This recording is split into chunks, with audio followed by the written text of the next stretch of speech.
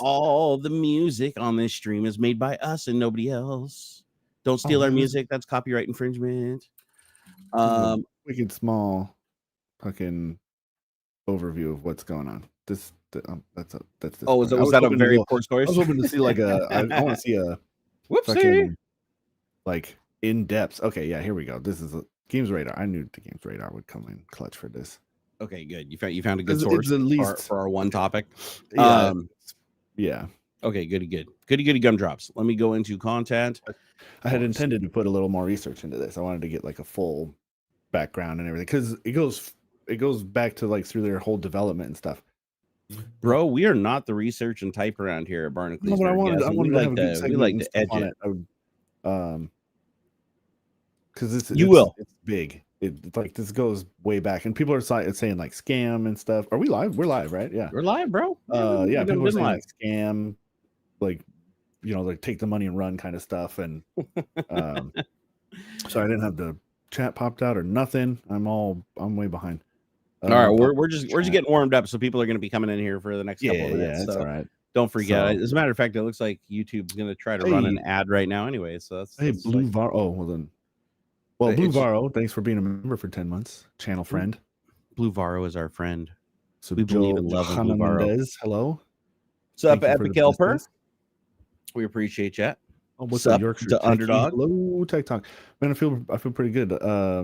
This is a bit of an aside since we're just kind of in the beginnings. We're just shooting shit right now. Topicking or anything right now. Yes, sir. I had somebody reach out to me. So I technically have like a company or whatever, right? Like I filled out paperwork with the state and all that jazz. I had big ideas to do like tech support repair stuff around here in my neighborhood because it's like a captured audience. Like the fuck, we're 10 where else are they gonna go, right? To town. And there's a few other people. There's I've seen signs and stuff. There's a computer repair place close by and things like that. So, but even still, pretty captured audience, like especially if I come to you, that sort of thing. But whatever. Got a message a few days ago. Somebody, oh hey, I saw some of you do computer stuff on Facebook or whatever. Apple Genius wants to charge me $450. They say it's a bad charge port, and I'm like, dude, that's easy. Like I went to iFixit. It's like a newer MacBook too, right? And so like they're really they're pretty easy to fix these days. I mean, unless you're doing a screen or something that can get a little complicated, but like battery, little bits and pieces is there. They may not want you to do it, but they certainly have made it easy for their own techs to get in there. They have like special tools, but everybody, you can just buy that stuff. It's no big deal. But I just feel good. Somebody reached out, said, hey, can you help me with my laptop? I went to iFixit and like, yeah, USB board's like $25 or something. And it was great. Feel good about that. Makes me go into the new year a little wanting to put a little more effort and stuff. So like a local person got in contact with you, like because you like put up your information somewhere, like in the community. A while back, like a while long. Like I haven't really done any promotion in like months. Was this like a Facebook group or was this like on a bulletin board or something? I had put out. I know that there's like a group. There's a Facebook group for like entrepreneurs or small businesses in this area. Because there are a lot. There's like there's like a salon place. There's like a gal who does like physical therapy with a coffee roast, like her husband does coffee roasting and stuff like out of their house. There's a lot of like home run businesses and stuff around here because we're cool. This is like suburbs. Like it's weird. You got to drive. There's like one big road in and out of this, and it's mostly just houses. It's a big housing development for now. They're building new retail and stuff. But yeah, because it's like you got to go into town, and that's like 10-minute drive. So if it's good traffic and stuff, and so it's convenient and that kind of thing. So this is going to be like a new city, little town out here for sure. Yeah, it's weird. I've never been to your place. Oh yeah, I mean, you've been to my place like once or twice. Like 2 hours, big 2 hour drive for is it really? Oh, I didn't realize you because you're way north. I'm Pierce County. You're way out there. Yeah, because the last time I was like seriously, the last time I was at your house when it was your house was like when you were living, I think, out in your brother's parking lot or whatever, in like a trailer or something like that. I drove you home from coming back from like a PDX line or something. Yeah. I was like, that's the last time, man. It's like so much has changed. Now you're all married and you got kids and shit living in the suburbs, man. Like life changes, bro. It's crazy. It's like one day you're the top of the world. Next day you're just dying in a hospital somewhere. But then the flip side's true sometimes too. Yeah. But I felt good. I was like, I can help you out, and easy fix. I thought maybe it just might be like gooky or something. So I took it apart and looked at it, but it's like shorted out. Like you can tell.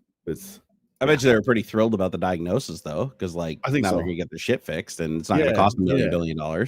Right. Because that's ridiculous. $450. Come on.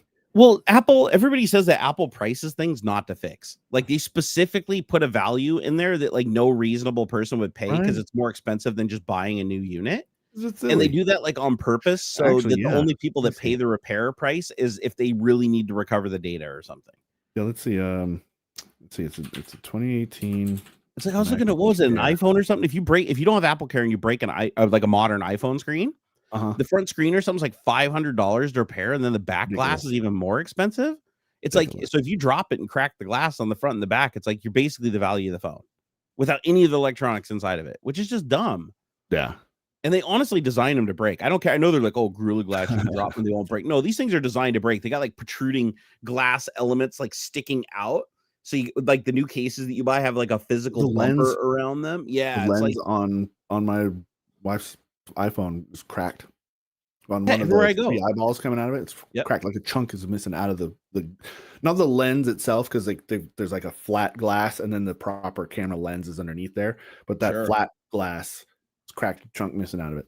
Yeah, and I hate using phone cases. I hate it because I love the feel, the like, especially when it's nice material, like titanium and stuff, right? It freaks me out. This thing's got like edges aplenty. They went away from the soap bar, but I was like, I liked feeling the phone. I took it out of the box. I was like, oh, this feels so good. This like cold titanium on my hand and everything. I'm like, first thing I do is throw it in a case, because I look online and every single person that bought one broke it in like the first 5 minutes. I was like, little bumpers, at least just like a clear rubber bumper kind of thing, you have to have something. Just something enough raised lip that the glass doesn't actually contact like concrete or something if you drop it, because all it takes is like one little pebble tapping it and the thing will shatter.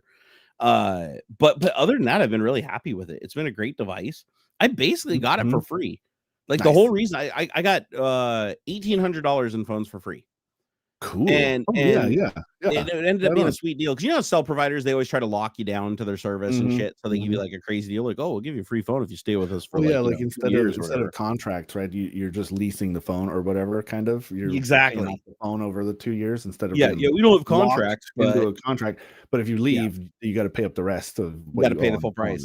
So here's the way that they lock you in at T-Mobile is they're like, okay, well, what we're gonna do is we'll let you trade in your old phone, and we'll give you a fair market value, which is well below fair market value. It's like they give me $200 for an iPhone 11 Pro Max, right? Which is like crazy. Nothing. I've had a few guys give me the full amount on like you said, like an iPhone 11. Like, it's not uncommon. Whatever, here's $850. Like that's the max we could give you, and like here you go. And I'm like, not that it's beat up or weird or anything, but it is like 4 or 5 years old now. Like, thanks, man. It was like, dude, mine had like scratches on the screen and shit. They still gave me $1,000 total trade-in value on a phone that's like 4 years old. I love it. Thanks. I feel like they get some kind of bonus or something. They have to. Like they don't give a shit if they have to cut the price down and stuff. Like, what's funny is like it's like units moved. Like how many phones can you get in, and then let's ship back so they can refurb them and resell them, that kind of thing. Well, the reason why it was such a great deal for me is like I can't use anybody else out here other than T-Mobile. T-Mobile's like the only thing that I get any bandwidth. Like AT&T gets a little bit better signal, but the bandwidth's way lower. Like it's less than a megabit. Like it's not even usable. So T-Mobile gives me everything that I want where I live, where I plan to live for fucking the rest of my life if I get away with it. Right. Because I can't stand moving. So I'm going to be with T-Mobile anyways. They're pretty much unless some cellular company comes out of the heavens in the next 2 years or whatever, that's like free phones for everybody. Then I'll be like, okay, then I'll feel like I got kind of a bad deal. But I've been with them already for, I think like 5 years now, 5 or 6 years. Okay, so yeah, same. So they contacted me and they're like, oh yeah, the plan that you're on. Cause I messaged them and I said, listen, I said, I'm broke as shit right now. Do you guys got any deals going on where I can get like a cheap iPhone or something through you guys? And they're like, okay, let's look. We got some. They're like, oh, you're in luck, and that just means that we're going to try to rip you off. Every cell carrier does that. I will say though that even though T-Mobile still does the confusion song and dance, like out of all the cell providers, they seem to screw you the least. So and their customer support is actually pretty good. Like if you just bitch about something, they just give you $100 to shut up. It's hilarious. So like literally, if you just complain enough, or whatever, they'll be like, oh, we'll give you $14 credit on your account, and you're like, $14? That's how much I make an hour. Okay, was $100 okay? And then you're like, oh sure, that's great, cool, thank you. They just go like straight from 14 to 100. They don't even try to negotiate. But I got 2 of those throughout the process of trying to change this plan. But anyways, they said you're on an old grandfathered in business plan for Barnacules Nerdgasm. And they're Oh, like, we don't nice. even technically have that plan, and we're trying to get that plan out of our system, even though it's a less capable plan. Like, we actually offer more today than we did back then, but we don't want this plan in the system anymore because it's one less thing we have to manage. So they're Sure. like, Makes so sense. like in order to get everybody off that old plan, we're treating them like new customers.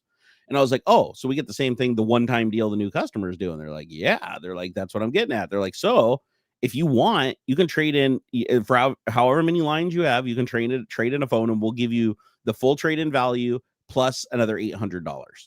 And I Cool. was like, whoa, seriously? And first I thought they were kind of dicking me around, but no, I ran the numbers twice, and I even looked at what my bill's going to be, and I looked at the invoice, and no, all the numbers worked out perfectly. So they do try to trick you a little, where it's like, okay, we're going to give you, they do the whole, what do they call that? Where it's like you try to trick somebody by giving them some money, then taking money back, and then giving them Like a more bait and money. And switch. yeah, you know, it's like, yeah, like I give you 2 5s, and then I'm like, I give you 2 5s, give me a 10. Oh, yeah, Then I give you yeah. a 10. It's like, oh, but I just gave you a 20. And it's like, okay, well, just give me 2 5s, and then I'll give you a 10, and then I'll be 20. It just confuses the person. Yeah, yeah. They do that where it's like, oh, if you trade in your phone, we'll give you $200 for your phone, but then we'll give you $800 credit, and then that credit is going to be cut up Right. in 24 payments that'll go onto your Mhm. plan each month. But then when you buy a new phone, what you're going to do is you're going to buy $200 of the phone, and then the remaining balance of the phone is going to be added into 24 payments onto your plan over the next 24 months with 0% APR. And you're like, okay, so I got to buy part of the phone, but then you're going to only pay me part of what you owe me for my old phone. And then you're gonna like take money off and put money on each month, and like have them fight each other on the bill each month. Like, basically that's what it comes down to. But once it was all said and done, I pay $30 less a month than I was paying before. And I have a new iPhone 15 Pro Max. My wife has an iPhone 15 regular. And all we lost was a line that I didn't use anymore for a tracker in the vehicle that we don't need, because the vehicle we got in 2018 has a tracker in it. So we don't need that tracking service. And so all we did was cancel a thing that we already didn't use. We just suspended all the time just to save some money. And so they got rid Oh, of yeah. that. And they even let us keep the device. Like, I don't think it's of any use. It's just a stupid little access point thing that plugs into an OBD port. Oh, yeah, yeah. But what we gained from it was access to the 5G network, which we didn't even have with the old plan. The old grandfathered plan didn't give you access to it, even though they had it. So even if I did go to Apple Store and buy an iPhone 5, like, I wouldn't have had proper access to 5G. So they gave me the plan, Oh, sure. still unlimited everything, 50 gigs of priority a month. Then on the network, you get unlimited, you know, unless somebody else has priority for their 50 gigs, then it can slow you down a little bit. But that's always been the case on their network. And then what was the other thing that they put on there? Oh yeah, a bunch of emergency services stuff. Like, I didn't even know they had. Like, you can, like, it'll talk to a satellite if you're out in the middle of nowhere, and you can like summons a truck Yeah, to that comes bring with you the out phone. gasoline and Yeah. stuff. Yeah, I was like, dude, that's pretty awesome that it can do all this shit. It can detect when you're in a car accident. Like, if you get in a car accident and the phone's in your pocket, it can actually detect you're in a car accident, call 911, and like talk to you through your pocket or whatever. Just all kinds of like just little stuff that I didn't really expect that I thought was neat. And then their plan, you know, they have an advanced scam call blocking, which I didn't have on the old plan. Like, you had to pay extra for it. It's just included now on the new plan because the new business plan includes it. And so it's just a whole bunch of extra stuff. And I was like, when it was done, I was like, okay, so let me get this straight. I give you 2 4-year-old broken ass, heavily used phones where the batteries are basically like dead. Like, you have to charge them every like 4 hours to keep on life support. If I give you these devices, you're not going to bullshit me. You're going to give me $1,800 credit to go buy 2 new phones, and then I only have to pay a little bit of money up front on those phones, and then you're going to let me just basically carry the rest of the balance over 24 months, 0%. Yeah. They're like, okay, yeah, that's what we're going to do. So I made them work out the number like 5 different times. I came back as soon as I got the first bill, like the invoice of what my bill was going to be, and I ran the numbers through them again and again until I made sure every single thing came out the way that I had it worked out in my little spreadsheet and everything matched up, because I was like, I'm not getting screwed. And so when all was said and done, and then because it took them a while, there were some bugs because I was on such an old plan that when they transferred me to the new plan, they couldn't figure out why shit wasn't working. Like, I went into my dashboard and I couldn't access Netflix. I couldn't access Apple TV. Oh, by the way, Netflix and Apple TV come on my new plan, but I couldn't access them and activate them for a week because it was broken. And so they finally fixed it. Well, it's because it was a bug in the system. Yeah, I remember it being a kind of wonky, like connected the deal to your YouTube or your Netflix account and stuff. Yeah, that was exactly. And like nobody could figure out, nobody at T-Mobile could figure out what this bug was for like a week, because there's not many people upgrading from this ancient plan to the new plan. Right. Either they stay on the ancient plan or they just cancel it and open a new one. And so this was kind of a weird situation for them. So they just gave me $100 because Nice. after 7 days they finally fixed it. I was like, well, that was inconvenient. My wife asked me every single day, like, where's Netflix? They're like, hey, well, we'll put a $14 credit on your account for your trouble. And I was like, well, it did take you 7 days to fix it. It's a little more than $14 or whatever. I put a smiley face, just thinking that they just we go back and forth, have a little banter, because they're actually pretty funny on their customer support. You can actually fuck with them a lot, and they think it's hilarious. And so I had to put that, and then the guy goes, well, I'll tell you what, I'll just put $100 on there. Is that good for you? And I was like, absolutely. And he's like, good. He's like, we value your business. So, but I was like, when I walked away from this, I'm like, okay, so I pay $30 less a month. I still have both phone lines. I have all the features. I have a bunch of new features. I have 2 streaming internet services that I didn't have before for free. I have 5G access and all this, and brand new. We both have brand new phones totaling, I think hers was 800, mine was like 1,500. So I think we went over by I was like 2,300 or something for the phones. And once you work it all out, it's like I basically got it for free because of the extra money I save on the plan. Each month, after I pay 24 months at $30 saving each month after it breaks even, it's like it takes up the extra money that the phones cost. So it's just 2 more years of paying the exact same and getting a whole bunch more. So I was like, that's a pretty damn good deal. But I've been happy. I've been really happy with the iPhone 15. But man, I will not take it out of its case. Like seriously, that thing looks like I breathe on it. It's gonna snap in half. After watching Jerry Rig Everything's video, holy shit, I'm like scared to death to even look at the thing wrong, Good. Hey, did I just see a Super saw chat. something? Was that super chat? Yep. Oh, Dr. Doom, my man. Woo! Yeah. Wait, are the sound effects working? I hear him. Yeah. Okay, cool. Just want to make sure. Sir Barnard, do you know if any AI upscalers, non-HD, really old home films? Hope you guys are good. Last time I saw Sir Barnard on Twitch, it looked like you were having nonstop panic attacks. I was having nonstop panic attacks. I've somewhat got that under control, but now I got a whole new set of problems to tell you guys about. But I managed to keep myself out of the hospital, which is wonderful. My dad isn't dying, by the way. At least I don't think he is. Though, I know he's not dying. He hasn't contacted me or responded to any of my texts or any of my phone calls in like 3 days. Jeez. Okay. That's pretty much my dad. When he's dying in the hospital, like, where are you? And calls you 5 times a day. But then when he's not dying anymore, it's like you can't get the guy to answer his phone to save his life. But at least I know he's out of the woods. So, and I've been seeing pictures on Facebook of he's at my aunt's house and she's taking care of his sister. So I'm like, okay, at least I don't have to worry about that for the moment. Almost lost him though. That was a really close call. He kept doing stupid shit and going out of the hospital with bleeding in his chest and multiple infections in his lungs and stuff. And then he had to be wheeled back to the hospital twice in an ambulance in the same day. Just ridiculous. But anyways, he got stable, but then I had a problem. Oh, and by the way, my grandpa died 2 weeks ago also. So my grandpa died, and then my dad almost died. And then as soon as my dad starts getting out of the woods, what happens to me? For some reason, I have no idea why, I start getting this really tight pulling pain in my lower abdomen. Not down in my groin, like next to my belly button. Yikes. And I'm like, it feels like something in there is just tugging on something. It almost feels like my intestine or something is like wrapped around something, and it's like really tight. And I'm like, what the hell is going on here? So I'm like, oh, no big deal. I've had weird shit, and maybe I bruised it. Maybe I slammed into something. Stranger things have happened. So, I go to sleep that night. I wake up the next morning in agonizing pain. Can't even walk. Can't even get up. Like, and when I go to get up, not only is it like screaming pain, I have this like fucking ball of grapefruit sticking out of my belly. So I think I have a hernia. Yeah, right. Yeah, that's what I was about to ask. I'm like, what the shit is that? Look like alien baby coming out of my belly.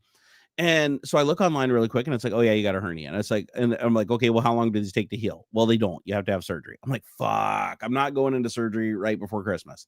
So it said, as long as you don't get a fever, and as long as you don't vomit, as long as you don't get a fever and you don't get vomit, then it's probably the hernia is probably harmless right now.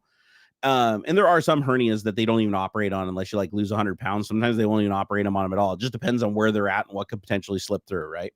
So where my hernia is at, it doesn't appear the intestine is coming through it. It doesn't appear anything like, I don't have any organs trying to like poke through the hole. It's mostly just, what do they call them? Fat pustules or whatever they are. The little sacks of fat are trying to find their way out. I don't know. Maybe I should just cut the skin and just let them come out and then just be like, whoa, I lost 100 pounds. Look at that. Just let my guts pour out on the floor. Not to be too gross, but the pain was insane. And I also had another side effect, which is both my thighs, all the way from my hip down to my knee. I can't feel my legs. I have like phantom leg syndrome. It literally feels like it's asleep. Like you can touch it, you can poke it. It feels like cold leather. Like you can't, but you look at it and it's fine. Like there's blood in it and it's not like turning all white and gray or anything, but the nerves are like messed up.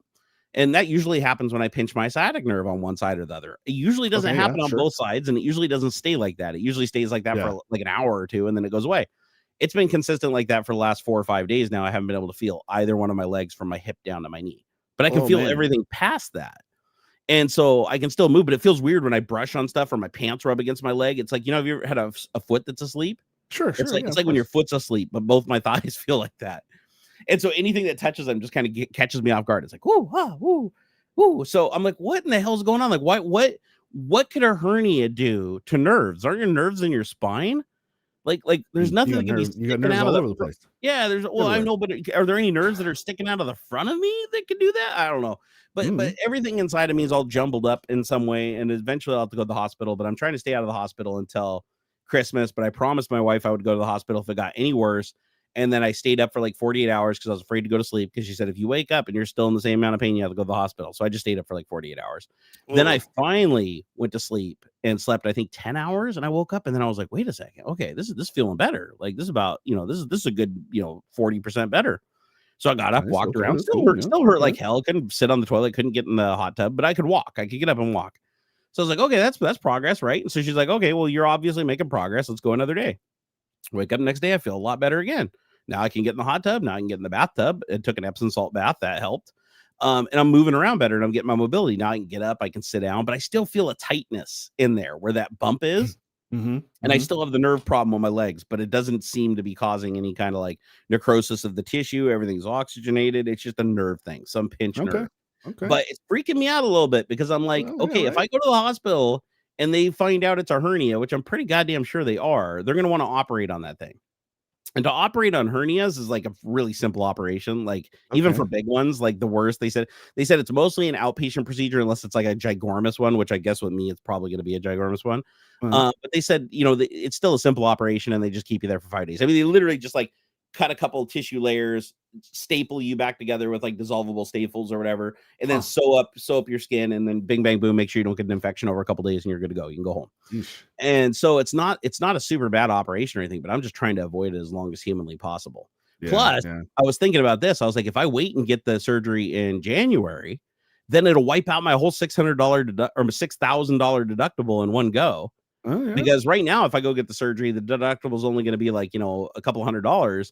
Then it'll be I still owe like, I think $1,200. So it'll be $1,200, and then it's going to reset, and then any follow-up care I need is going to just max out that $6,000. So I was like, why not wait until January, get the surgery, max the sumbitch out, and then have a whole year of runway where just everything's free. There you go. And then I'll just go crazy and get all the medical shit that I've needed over the last couple of years, all the frivolous shit, just pile it on. I maxed out my deductible, so let's go.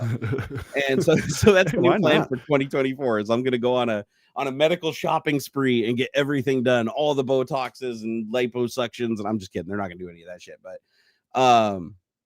I got to do something. But right now I am not in danger. I even talked to the nurse on the nurse's hotline, and she said, so long as you're not vomiting, so long as you don't have a temperature, and as long as you can move and like get to the bathroom and do stuff like that, and the pain isn't increasing. But she said if the pain increases or I develop nausea or a fever, to go to the hospital immediately. And I was like, okay, I can do that. So now I'm just on autopilot. But no, I've been getting better every day, and it feels more like it may even be a torn muscle maybe instead of the membrane. And the reason I think it's a torn muscle is because it's getting smaller. Like the bump is getting smaller, and if it was a hernia, the bump wouldn't get smaller. But if it was a torn muscle, it would, as it healed, it would get smaller. So I was like, oh, okay, maybe it's a torn muscle. Maybe I got off easy. But still, dude, that scared the shit out of me. Like, just imagine that, like, your grandpa dies, then your dad almost dies. Like, and like literally like your grandpa's son, right? It's like he's trying to get himself out of hospital while he's dying, trying to get to the funeral for my grandpa. Like that's what happened. He checked himself out of the hospital, basically pulling himself off fucking life support to go to a funeral, to almost drop dead at the funeral. They had to drag him back to the hospital. And so they finally get him stabilized. His brother gets there in time to knock some sense into him or whatever. And so we make it through that. But then as soon as that happens, I start having like really bad symptoms I haven't had before. I'm like, oh shit. I'm like, last thing you want to do is go to the hospital when you almost watch dad bite the bucket and grandpa bought the bucket all in the last 2 weeks. It's like I could just see the entire Berg line just getting wiped out in a month. I'm like, I did not want to get Thanos snapped. So no, I made my choice to just stay home and rest. And that's what I did. That's why I didn't. You guys haven't seen me stream. I haven't done a tech talk in nearly 2 weeks because I've literally been just down the entire time, just trying to heal.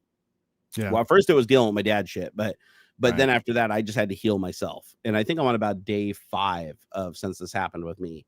And so I just had to make sure that I was good. And now I feel like, I'm good. Like I was up here working on the computer for hours yesterday and didn't feel any worse for it. So things are good. Things are good. I'm safe. Everything's great. I narrowly avoided going. I almost went to the hospital though. Like people were telling me like, go to the hospital, go to the hospital. My wife was like, I'm going to take you to the hospital. I was like, I didn't think I was going to be able to hold out much longer. And then I just woke up and things were better. And I was like, phew. Oh man. I was shitting a brick because if you guys don't know, I've been to the hospital a couple of times in my life and they fucked up the last 2 surgeries I had. I had an appendectomy. They fucked that up. I mean, they could have fucked it up worse, but it was still messed up. Like the way they did the incision and everything like that. And it took forever to heal properly. And it got infected. And then I got a deep vein thrombosis, which was a 3-day operation where all 3 days they basically go in and run a thing up through the vein in your arm into your chest and like rotor out your veins. And on day 2, they forgot to give me my anesthesia before they started the operation. So I was basically taped down to a table and held down by orderlies screaming bloody murder while somebody was shooting fire into my veins. And that was the most pain I'd ever experienced in my entire life. And then they overdrugged me, so they couldn't keep me awake. And when you're doing a thrombosis operation, you have to keep the patient awake because you have to get indications that their brain is working and they don't have a brain bleed or whatever. Or blood clot in the brain. They have to ask you questions through the whole operation. So I'm like out of my goiter, just ripped, 9 sheets till Sunday, like in and out of consciousness. The orderly's like smacking me in the face really hard to wake me up. You have to answer the questions. If you don't answer the questions, we have to give you this medicine, and this medicine's really gonna fuck you up bad. So you have to answer the question. I'm like, smack, and we had to do that for like 3 hours that day. When I got out of the emergency room, I was so pissed off. I called my wife, told her to come get me, and the nurse was sitting there fighting me as I was trying to pull out all of my IV lines. They actually had to get the surgeon up there to literally apologize. Like the surgeon had to come up to my room, sit there and apologize and say, what do I have to do to keep you here? Like what? Like I don't want you leaving the hospital right now. You're at risk for infection. You could break a clot off. It could go into your brain. There's all these things. We have to do 1 more day of operation. I know it sucks. What can we do for you? I was like, you give me a button that I can push that'll make all my pain and all my anxiety disappear for the next 48 hours. He's like, done. Then the motherfucker left and never told the nurse to give me the button. Rude. I was mad. So my retaliation was I literally just sat there and pushed the nurse button every 5 minutes and said, bring me another shot. Like I was pissed. And then when they didn't bring me a shot, I was like, all right, I'm checking out. I'm leaving. I'd yell out in the hallway, I'm leaving. And then she come around the corner of my shot. Just hold on. But they did fuck up. It was their fault, by the way. And they admitted it. And they, but the nice thing is my insurance company didn't have to pay the $70,000 because they dropped the bill. Oh, but which means I didn't have to pay the deductible on the surgery. So, I mean, I guess I made out like a bandit if you don't count that they fucked my arm up permanently and all the nerves in it for the rest of my life.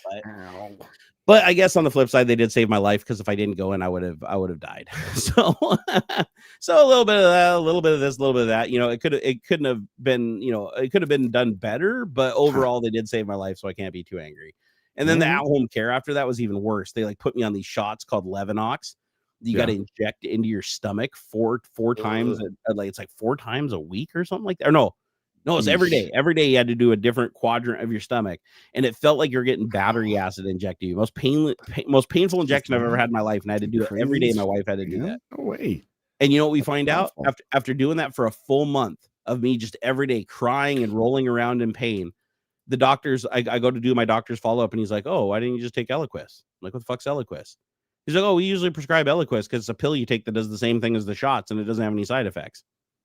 Yeah. I was like, why wasn't that recommended to me? Oh, the doctor noticed that my insurance wouldn't have covered it, so he gave me a medication insurance would cover without even giving me the option to pay for a medication that wouldn't almost kill me.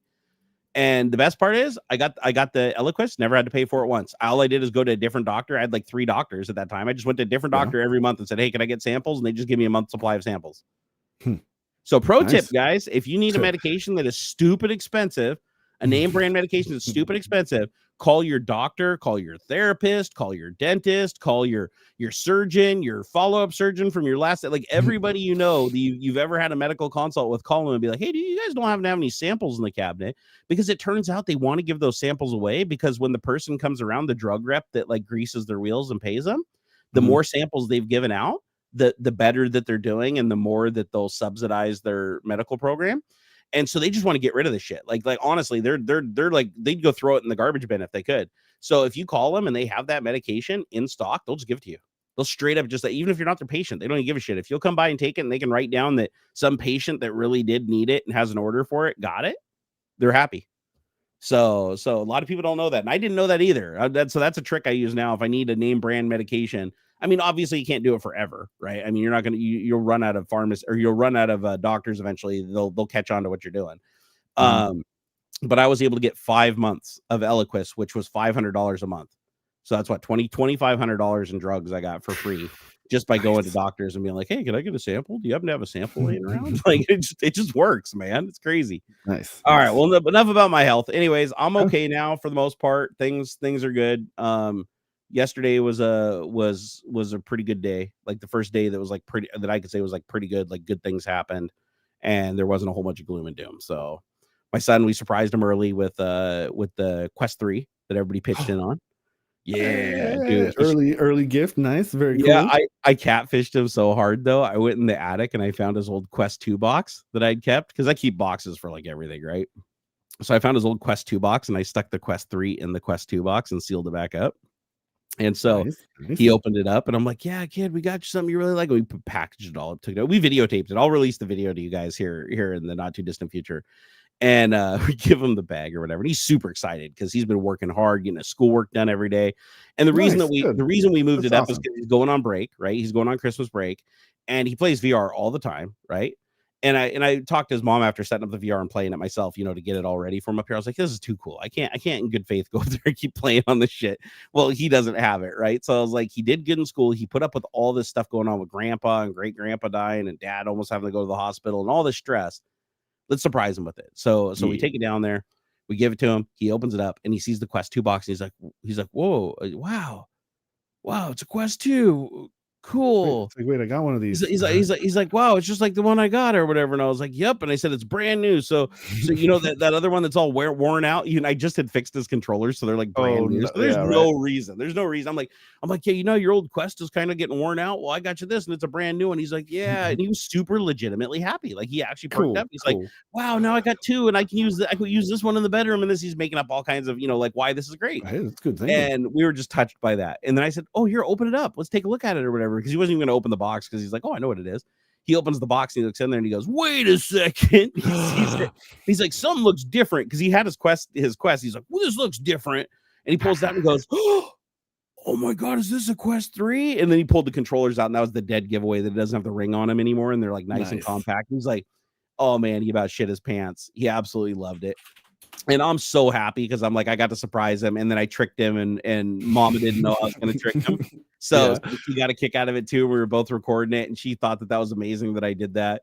And he's happy, and he's already like ready to run off and play this thing. Like we're already putting the Bobo VR strap on it that also came from Bobo VR. So he's got a battery strap, because that thing needs it. If you get a Quest 3, battery strap is a must. That thing eats battery like I've never seen a device in my life. Like seriously, you could run that thing flat, do an AR in like 15 minutes on the stock battery. Wow. It's ridiculous. Okay. So get a battery strap. So he wants to run off and play, but then Mama walks over with a bag, and I'm not expecting this at all, because I was trying to give a gift to Xander. She walks over with a little bag and a big bag and sets it down in front of us and says, well, since we're all doing early gift, Christmas presents, because I also gave her an early gift. I gave her a phone early, and I gave her a laptop early. I bought her a new laptop. Yeah. And her last laptop was older than shit. It was like one of the first generation Surface laptops, like from Microsoft back when I worked there. Really old. Wow. So I got her an LG Gram when it was on sale, like $500 off at Costco for one day. I managed to get it before it went out of stock. And it was a real sale, because like the next day it went up, and today it is still $1,500. So I saved $500 on a $1,000 laptop. So I was like, this is great. And so she said, oh, I got something for you guys too. And I'm like, I'm confused, because first off, I should know every purchase that's going on, because they should all be coming out of the same account on the same card that I watch. And turns out she has her own little supply. Well, I knew she had her own account, but she used her own money to buy this. Like, she didn't even like buy the presents with like our collective money, like we always do. We've always agreed on. She bought this with her money. I'm like, what the shit is this? I'm like legitimately like nervous. I'm kind of getting anxiety. I'm like, what's going on? So I said, Xander, you open it, because I was holding the camera, still recording. So he goes and opens up the little bag, pulls out Gran Turismo video game for the PlayStation 5. Nice. And I'm like, and I'm confused. I'm looking at it, I'm like, honey, that's awesome. And I was like, but you realize the controller I have, I use that on the PC. I don't own a PlayStation 5. And she looked at me and she's smiling. And I'm like, I still couldn't figure it out. I'm dumber than shit. Sure. No, like, I understand. But Xander cracked the nut. Xander goes, and he runs over, grabs the bag, and like rips it off. And there's a PlayStation 5, and I about shit my pants. I'm like, nice. I'm like, whoa. So, because I just bought a controller on Cyber Monday. I got for $35 with a bunch of rebates and coupons. These are normally, I think, $75 or something. They're a very expensive controller because of all the haptic trigger shit on there. Yeah. The DualShocks are I think they're still DualShocks. They still call them that. Yeah. They're still like DualSense or something. Yeah, DualSense. And so I got that controller, and it all started coming together, because the other day she asked me when I got the controller, she's like, wait a second, what if like somebody bought you a PlayStation 5 off of Xander's Christmas list? I was like, no, I just put that on there as a fucking stretch goal. Like, nobody's gonna buy that. A joke. Yeah. Like as a joke. I was like, it's like I put a fucking $500 Visa gift card on there too, just in case like somebody gets drunk and comes along and clicks on it that's a millionaire. It's like, put it there for shits and giggles. It's not gonna happen though. And but I didn't realize the reason she was asking that question is because she knew she had already bought it at that time, and she had it hidden in the attic. And she was wondering if me buying a controller, if I now have like too many controllers. But no, it turns out consoles only come with one controller. So now I've got the other controller, so Xander and I could both play on the PS5. I guess that makes sense. Yeah, so I was like, it ended up working out like super perfect. But I've wanted a PS5 forever, but I just could not justify buying it. Like, I could not, like, because I'm like, the only thing I really wanted was Gran Turismo, and I think Spider-Man.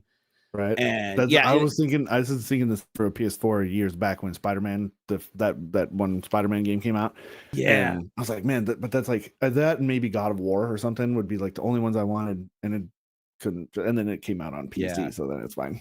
And I tried the controller on the PC. Like, I haven't tried it on PS5 yet. We're gonna set that up on Sunday tomorrow.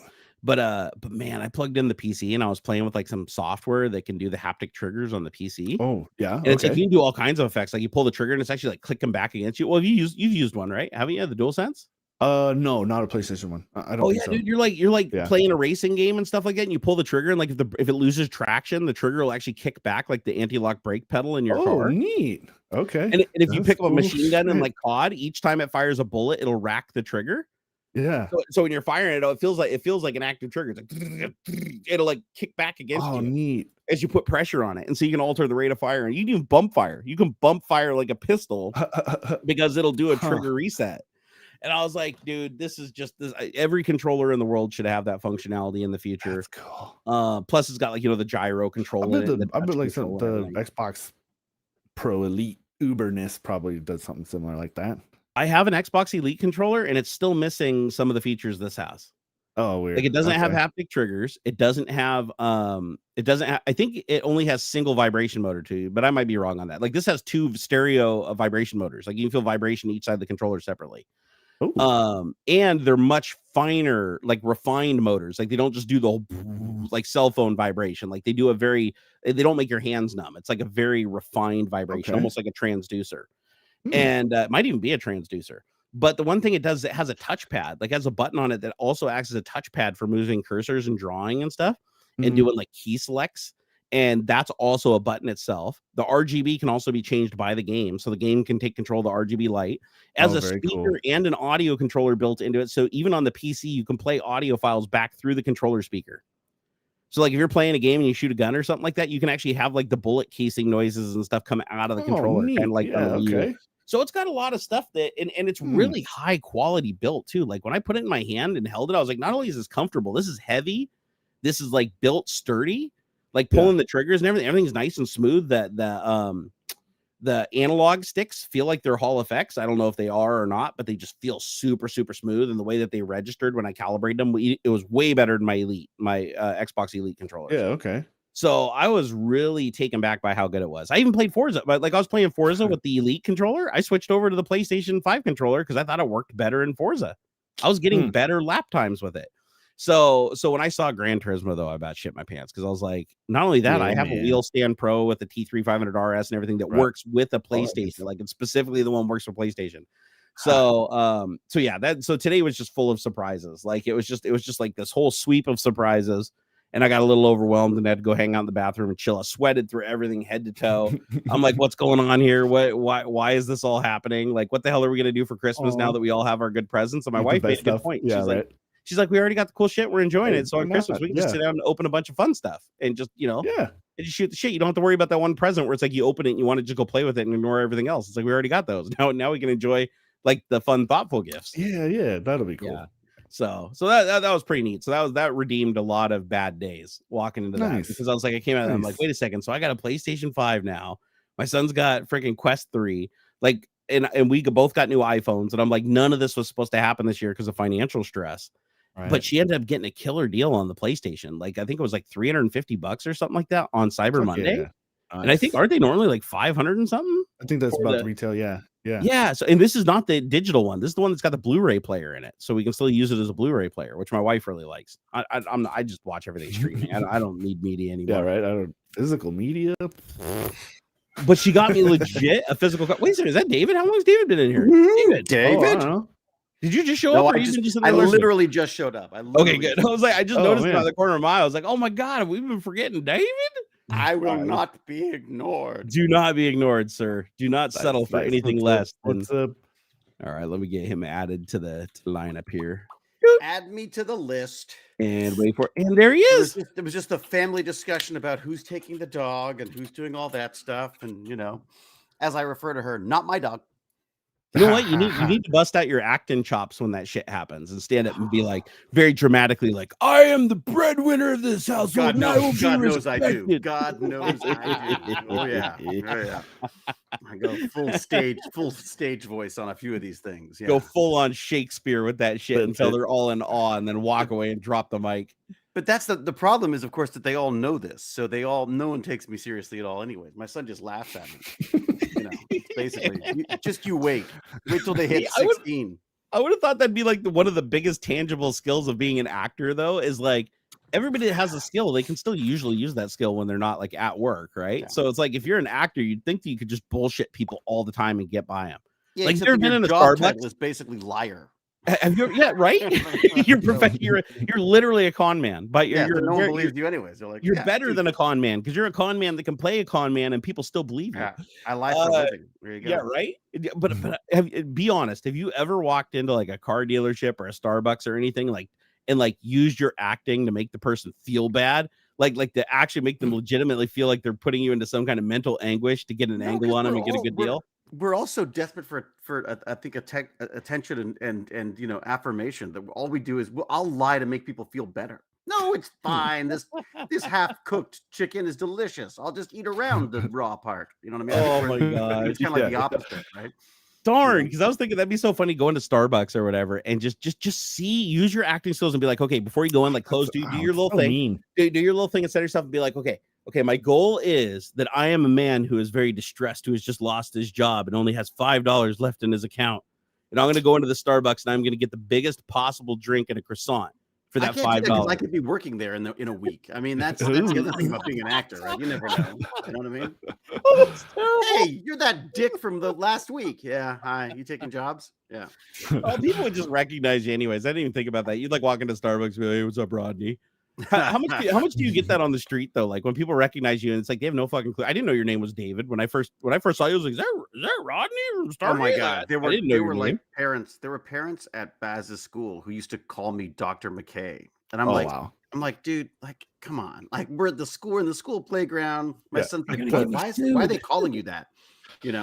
Like God forbid someone's gonna think I'm a doctor or something. Wait a second, can't you like get sued technically by like I thought a doctor it was like a sacred thing or something in the United States. If like you pretend to be a doctor, you're that. Well, like a medical doctor, sure, you can get in trouble for that. But just if you just say, "Oh, I'm Dr. Bennett" or whatever, like nobody as a name, like Dr. Demento or something, like no, that's not illegal. But like if you pass yourself off as a medical professional and are performing professional acts and stuff, or like heck, even but that's more of a fraud thing, right? That's not anything related necessarily to like. So Doctor of Science is okay. Doctor of ICU down at the hospital, St. Mary's designation of the degree.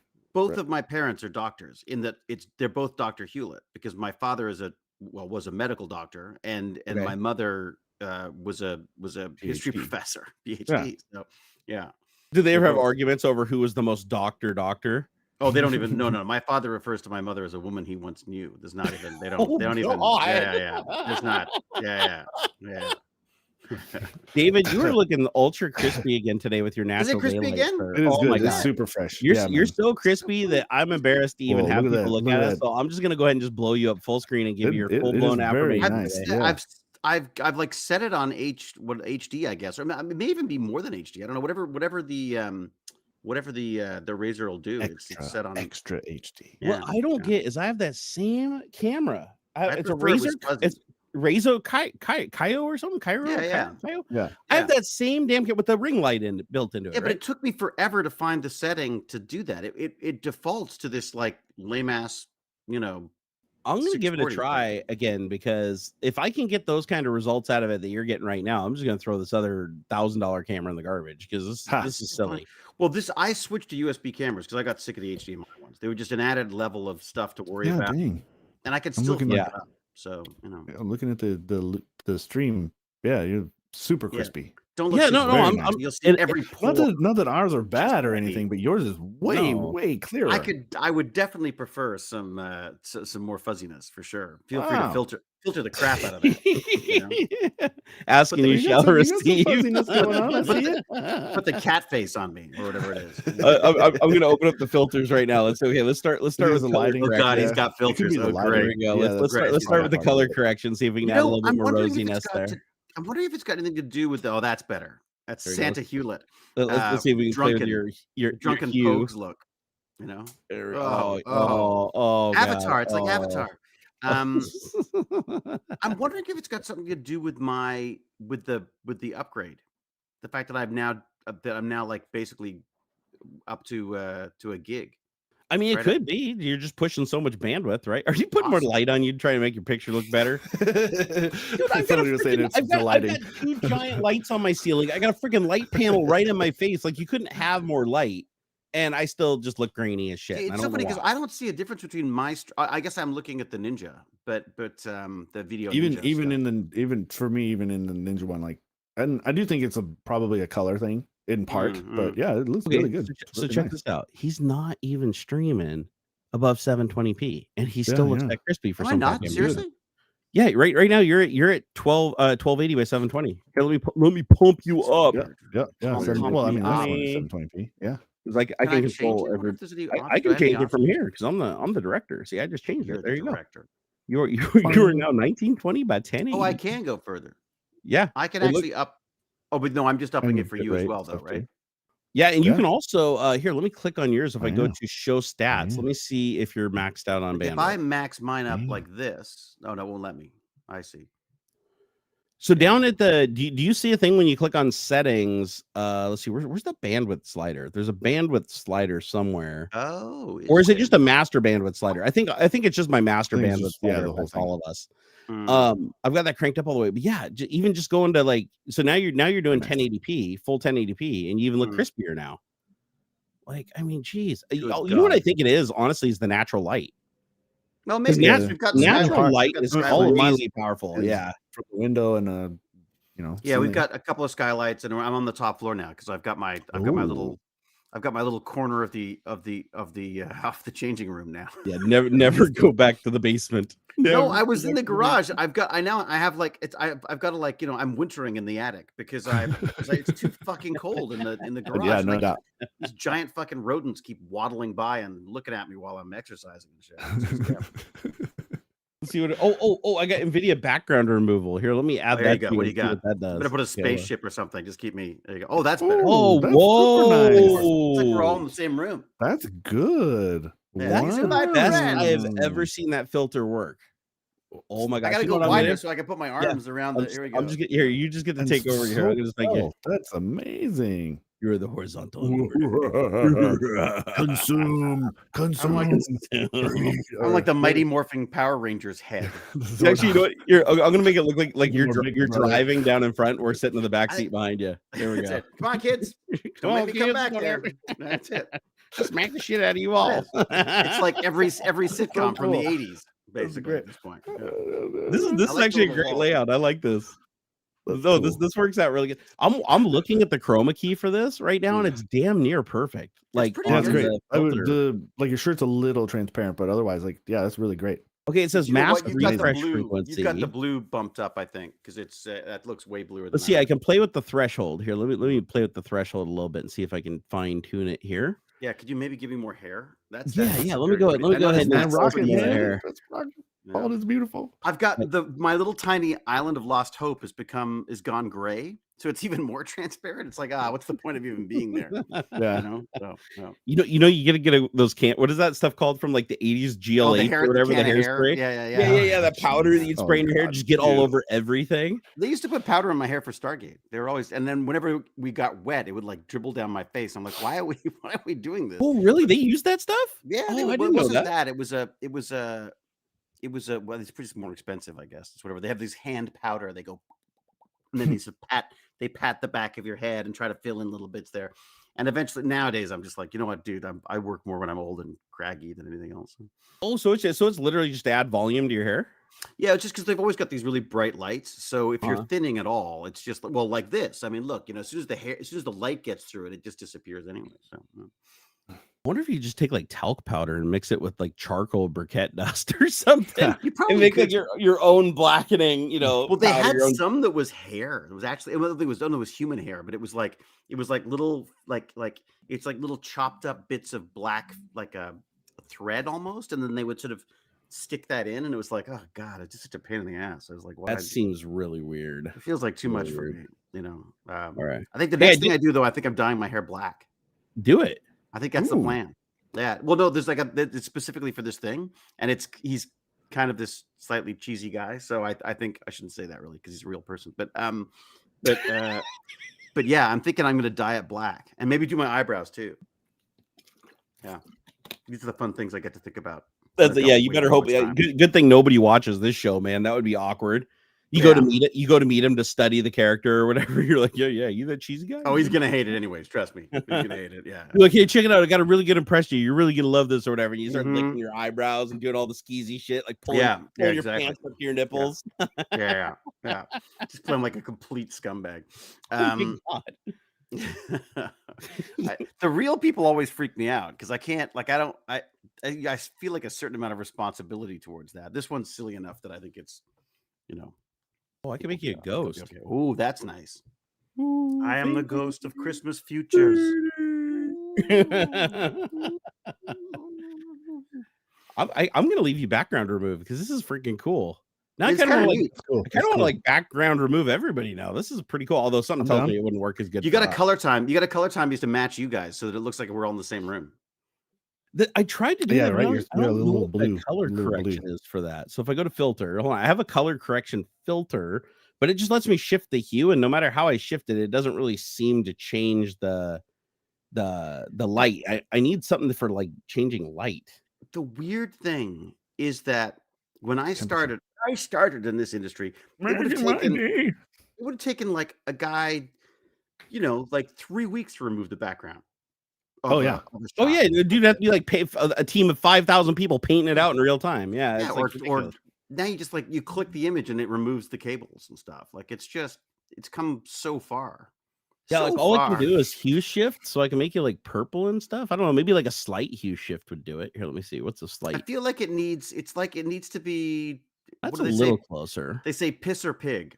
It's either you go more yellow or more red. That's what apparently that's the cool color timing terms. Like the nerds that actually just do color. Pig. More piss or pig. And I think I am definitely more piss than pig. I think they got to take the pig out of me. What color is that can you're holding right there? Purple. Is it it's purple? Can you do like a white timing? You do if you need like a white balance, it's just the wall. Actually, yeah, I'm surprised that they don't just have like a white balance filter just built into OBS. Isn't this exactly what everyone tuned in for Tech Time? I mean, Tech Talk is to come in and doing tech, man. It's the most tech we've done in years. Yeah, it's like a bunch of grandparents playing with the filters on Instagram. Look at this, you can make them all red. Like he looks drunk. I was like, I don't know. I found the background removal tool. Oh, I like this. That's awesome. A good red. I like that. It looks like I'm holding my breath the entire time. I can also sharpen you too, apparently. Here, what is it? He's already sharp. You make me smarter. Make me smarter. No. That filter sailed. Sorry, that only comes in the advanced edition. Yeah, I can't afford that. The Genius filter is the one where they actually have to write the rules for me. That's it. They write the lines. Here, I'll go. Here, let's see. Let me see if I can filter AuxXillary's background here. Okay, so go to filter. Okay, I got to add Nvidia. What is Nvidia background removal tool? Let's see if we can crash my old CPU doing this. Did it work? This is all graphics card. This sort of thing is graphics card. Okay, good. All right, yeah, it doesn't look like it handles you as good as him. My outline is awkward. I like the way it makes my hair like sort of look like a flame. It comes in and out of the. Let's just blow this thing up. I'm gonna add it to me too. Here, okay, add this in. Gone. All right, there we go. We are all now officially just floating. It's like we're in space. We're like here we are, explorers exploring the new frontiers here. I can't believe I didn't know anything about this video game like nonsense. I watched a video on it and to catch up, and I was like, whoa. It's bonkers. It's just downright bonkers. And apparently, like, it's been kind of suspicious for at least this entire year. I saw some articles. Thought there was some fundraising or something they did. Like it was one of those those kind of like a little bit of that, and then they even asked for like volunteer developers, people to like help them just like for free develop the game. This is kind of cool. I like that idea. I mean, I don't know. As a concept, people should get paid for their work. I don't know. Maybe some delayed recompense. Like, oh, hey, we'll kick you some percentage of the sales after the fact or something. But like, that's what Lucas does. Lucas says like, you can come and do the Star Wars, and we'll pay you like minimum wage because once you've got Lucas Arts on your freaking resume, you're going to be able to do whatever you want and command whatever you want. Yeah, also, right. But these guys are like nobody. You're talking brand new, right? We're talking about like compositing here as well. That was something that Xena Princess Warrior did. They would let their fans do cable removal, like in the stunt stuff. Like paint that stuff out and stuff. Yeah. So you could, as a fan, you would get given a few frames of this stuff to paint out, and it was like a crowdsourced, boring legwork stuff. But they're fans, so they're like, "Hey, I worked on that." Yeah, see this half a second? That's me. Isn't that smart? Isn't that smart though? I think it's kind of like a really. I can see it that way. So AI comes along, and then that person who has no skill can just do everything the professional can for free. Well, you write a musical score, sure. Yeah, that's like easy. Well, easy, but when it's distributed like that, it's a lot easier. Roto like that or whatever. But this was like we can't pay developers like professionals, so we need your help. It sounds like they weren't transparent in any regard. Like they just Yeah, I was seeing articles as far back as, even further, but this year where there was controversy about the game being just like asset flipped they I don't know, use it. I meant to put a lot more research into this because this is kind of a big deal. They also got Singapore money as well, right? They were based out of Singapore, and they were functioning, pretending they were based out of Singapore and getting money as a Singapore developer, and then they were just like basically a WeWork, and no one knew who they were or where they were. I gathered part of that too was like it like backed I saw some comment about it's like Russian money, but the office was in Singapore, but it's like backed Russian. And I don't know how true that is, but it's so weird, this whole thing. And then it went literally from like the most wish listed game on Steam ever to the most reviled to the worst rated game in as fast as possible. Like the bugs are pretty funny though. The YouTubers are having fun with the bugs. I see some videos. I've seen some screenshots. Like there's this big head mode thing and all that. Is this the day before game? Is that what you guys are talking about? Yeah. Okay. It's which like I haven't played or anything. I literally just watched a video. You can't. Oh, you can't anymore? Steam. I thought it was Yeah, released. it's pulled off Steam, and it released, but then in 4 days, the company went financially impossible. Oh, I didn't know that. And they're having to give out all refunds and stuff. They pulled the game from. I'm pretty sure they've pulled the game from Steam now. Wait, what? In 4 days, why? they said they were going to shut down, and then they said they were going to start back up again because their fans are so important to them. And then, okay, so the page, the day before page is there. It still says it's early access, but you can't buy it. There's no purchase. There's no, you put it on your wish list if you want. But isn't this like a problem in general with with any kind of tech stuff now? Is like you overpromise, you shoot for the moon, and then you just do what, like, maybe this is an extreme version of it, but it is. And I mean, you could say that about, it kind of, it goes back as far as Fable, really. But in some ways, there are certain people that you just like don't trust. Like Peter Molyneux, if he says anything, you're not going to trust him. Sean, what's his face from No Man's Sky is getting, announced a new game that they're working on. Big promises and stuff for this new game, and he's like playing into the fuck up of No Man's Sky in the beginning. Like he's like reposting these old memes and stuff and that kind of thing.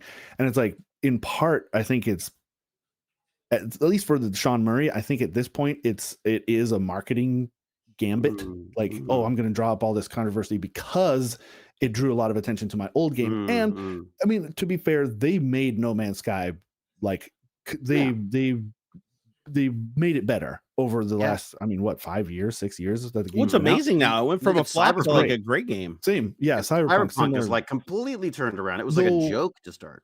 I want to give CD Projekt Red some credit there. I think that they got pressure from their investors to put out a game that they weren't happy with.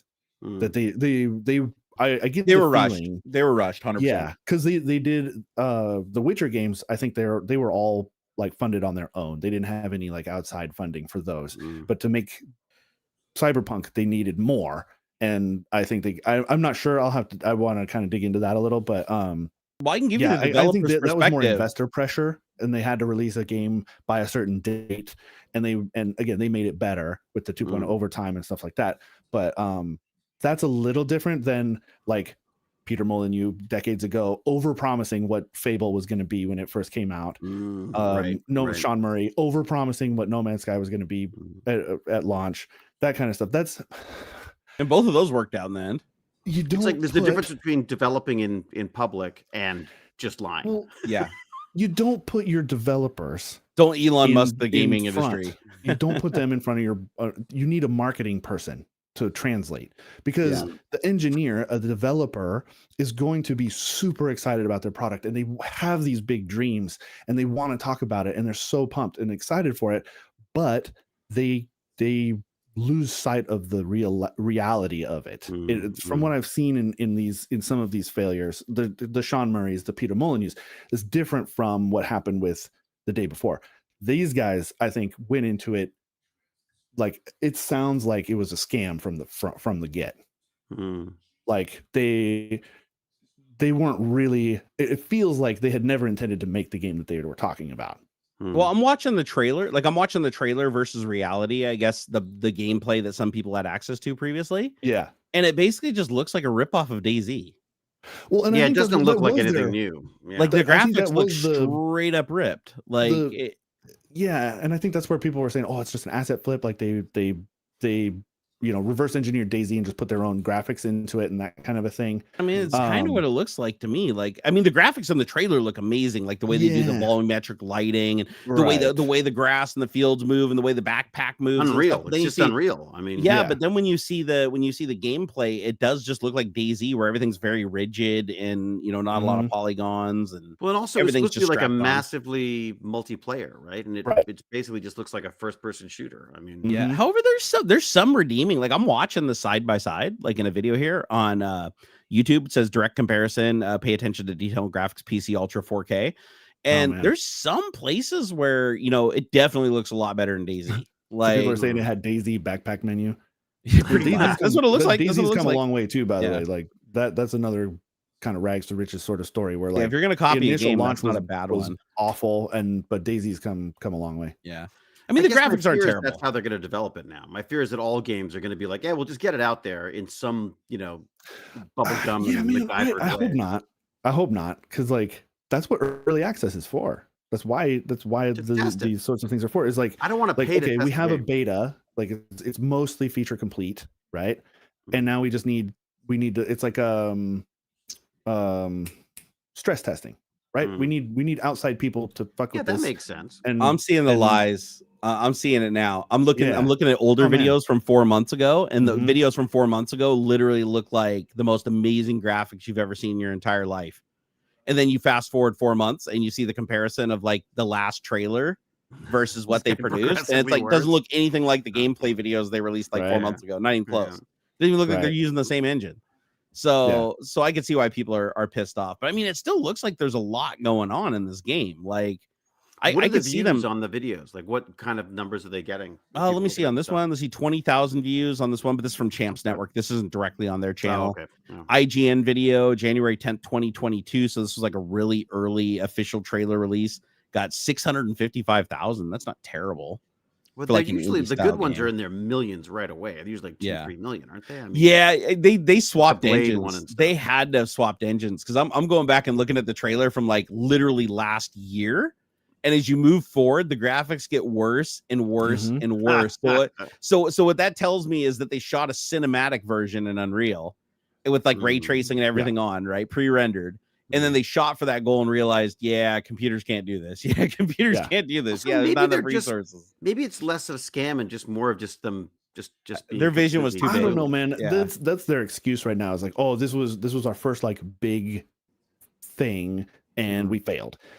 That seems hard to swallow from the things that I've kind of skimmed over a bit. And there's a Polygon article that I think goes pretty more in depth than the things I've seen. I haven't watched any videos. I wanted to have an article to read. Like the dynamic movement when the guns are firing and stuff in the trailer. Like there's a lot of like cinematic movement with the camera that's very cinematic. And when I watch the trailer of the gameplay, it's like very rigid. And it just doesn't reflect that at all. So it literally looks like somebody just showed you, like if somebody took DayZ and tried to make a cinematic version of it for, like you see those guys that make the videos where like, oh, what GTA 6 would look like, if I wrote it, and then they use Unreal 5 to make like a single block of a city. Right. That's what this kind of looks like to me, And here, you guys take over just a second. Oh, never mind. Okay, good. Sure. Everything's good. My sister messaged me. I thought it was a problem with my dad, but no, she was just letting me know she saw something I posted and everything's all good. Woo! Okay. Yeah. Sorry. Little panic attack with everything going on these days. This is crazy. So I did want to circle back on something where you were talking about Cyberpunk. Sure. Cyberpunk earlier. The thing with Cyberpunk is, I do believe that they were pushed to release that too early. And the reason that I believe that's the case is I remember when the game first came out and they dropped it, one of the biggest problems was it would just run out of resources and crash all the time. Right. And the reason it was doing that, and you could also tell when the game was loading, you could see that it was loading the entire city in, like every asset, every building, every window, every single thing in the universe was basically being loaded into the GPU. That's not supposed to happen in a game. It was no optimization whatsoever. Basically, like when you're developing, you have unlimited resources in the lab, right? You can even have cloud computing to load up the entire asset across 20 different machines if you want to. So, but before you release it, you have to cut down the polygons, right? You have to cut your polygon count down. Then you have to optimize your textures. Like how small can we compress the textures where they still look good in most situations? And there's all this optimization. I only know this because my buddy works at Bungie Studios and his job is literally to design levels and then optimize them down from 1 trillion polygons down to like a couple 100,000 polygons, still looking exactly the same to the human eye. Is that done manually? That's not done manually, is it? It's done manually. Well, really? They have tools today that can help with it a lot, but no, still a very manual process because a lot of it has to do with eye and perspective. Like that looks weird. We got to get that back up again. Right? And you got to do these weird tricks with like textures. What they'll do is they'll take a texture, like you've seen like bump maps, right? So you take a bump map, you put it on a flat surface. Now it looks like it's got all these polygons. When you're looking at it from different angles, you're like, wow, this looks like it's got 1 million polygons. Well, that's just an effect with the bump map on a flat surface. Bump maps. Yep, exactly. There's all these different maps that do all this crazy stuff with light. And you It's can really even fully, funny. yeah, It's you can fun. simulate like full on It's ray neat. tracing, doing like crazy maps, right? And Yeah. so what he does is he goes into Destiny and they give him a budget. They come in and say, listen, we're shooting for a low spec of this graphics card and this CPU, and you have to be able to hit at least 30 frames per second or whatever. And so he has to go in and optimize all the assets in the game in every scenario where the person could be with as many enemies that can be on the screen and everything, never to dip below that on the lowest hardware with that lowest setting. And so with Cyberpunk, when you load into the game, same problem with the space flight game, Star Citizen. Star Citizen has the exact same problem where you load into it and like the first mission, they load the entire starport into memory and it takes like 4 minutes. And you can watch everything drawing, like the floor doesn't even arrive. You don't even get a wall for like the first 2 minutes you're in the game. And you can see everything slowly loading in. It's because when they branched out into the universe and created the universe, they started optimizing things, but they didn't optimize the first level because that was going to be a throwaway in the final game. So they left it the way it was. But because it all loaded at once, it was so slow. You could never get over a couple frames. Second you get away from that level out into space, you're getting like fantastic frame rate. You go to other places that are way more graphical, fantastic frame rate. And the way that they achieve that is basically wherever the camera is looking, any polygon that's not within the field of the camera where light is supposed to be reflecting back, you just don't even draw that polygon. You just hide it, right? You just when you're going through the queue and rendering everything, you render everything from the camera out, and anything that the camera can't see or is out of the view of the camera, you don't render at all. And then as soon as it comes into field where the camera can see it, then you render it, but you render it in a low scale. And then as you get closer to it or you see more of it, then you increase the resolution of it as it's rendering. It's like this dynamic rendering, and Unreal's been able to do this for many versions. Yeah, well, I was going to say just recently I think it was with the late 4.0 or with the 5, with Unreal 5, I think they call it nanite. They call it nanite. Oh yeah. It dynamically changes the number of polygons depending on how far away from the view. And I think you can even do what do they call it, like level of detail. It'll load different textures too, like as you get they do a demo where they have, I think they said it's like 1 trillion objects on the screen, but it's not really 1 trillion objects. It's just right? It's like 1 trillion simulated polygons, but there's nowhere near that many polygons, right? But as you zoom in, it maintains the exact same polygon count, but they just get more and more dense for the field of view. So it's like out here, you're looking, it's only 100,000 polygons, but the way that they texture it and everything, it looks like it's like 1 trillion objects, but not really all polygons. Because if you put that stuff that dense together, the human eye is not going to see it. 1 pixel is going to be 15 objects, right? So it's only what you can see. And then as you zoom in, they do like an infinite zoom in. And they'll zoom all the way down to like 1 rock that's in the corner of like a Google map, and that rock will be infinitely detailed the entire time. Nanite is insane, and the way that they can do that is by they're basically just streaming all of the assets and the textures and everything in the background through the graphics card, and the graphics card's figuring out everything ahead of time, like a look ahead buffer, as you're zooming in, so that it always has what the next thing is going to be in the buffer ready to go. And does the Oculus use that at all? Is the Oculus tracking your eyes and changing stuff based on that? Yeah, well, that's a different technology. That's called foveated rendering, and that's something that the Vario Aero supports, which is let me see, I got it over here. I do. It's right here. Let me show. Let me show you a headset that's pretty wild. This right here is probably one of the most advanced headsets you can get for that's not commercial, like where you're like renting it and you're a corporation, right? So this right here, actually, it's getting cut out because of this damn filter. But here, I'll put it in front of me. That right there is the Vario Aero. It has no cameras, no frills. It's just a VR experience as good as you can get. It's got motors inside that will automatically do the IPD, so the lenses will move to match your eyes and follow your pupils. Wow. And not only that, but it's got an eye tracker in it, so everywhere you look, you can turn on a little dot to calibrate it, and everywhere you look, the dot is instantly where you look. Wow. And so if the game supports something called foveated rendering, which you can enable in Half-Life Alyx, for instance, which is a very graphical game, if you look straight ahead, it renders straight ahead at like 4K per eye for the center of where you're focused, but then everything else falls off to lower, blurrier resolution out towards the edges. But then if you shift your eyes, the second you shift your eyes without you even noticing, as soon as you refocus on the new location, it's already higher resolution, and the old location's been rendered in lower resolution. Yeah, that's very cool. And by doing that, they can give the appearance of having the entire world rendered in 4K without having to actually use nearly that much power. They just got to punch a hole in our brains and just tap into that. It's the only way to get truly real immersive technology is only going to exist when you can trick the brain into thinking that things are happening. And then you could do it perfectly. Did you see the light field? Scary. I don't want any of that. What's that? You don't want any of that? That's scary, man. Because then you start questioning reality. Yeah, you screw that up. That's like not something you really come back from, right? It's a whack metaphysical sort of spiral, man. That could be right now. Matrix what is this? Stuff. What's the deal? What is this thing? What thing? The light field thing? What is this? Oh, I don't know. Oh, yeah. No, check this out. So, sorry, I'm getting my AC turned on because it's getting hot in here. So light field, have you ever seen those displays, light field displays, where it looks like it's a box and you can actually like look around it and it's like a hologram inside of it? Yeah. Okay. So the way those work is they render a whole bunch of different pictures at different angles. Just like those flip books, those like little images that you used to be able to flip. Oh, sure. Lenticular stuff. Yeah. Imagine that, but it's in real time. It's rendering a video for each angle, and there's thousands of angles instead of hundreds of angles, and so and that's why the resolution is generally fairly low on those. And so as you move, you get a 3D effect where 5 people could be watching it from different angles and see it from that angle, but they're just happen to see whatever however they're facing it. That is the angle the light comes at them from.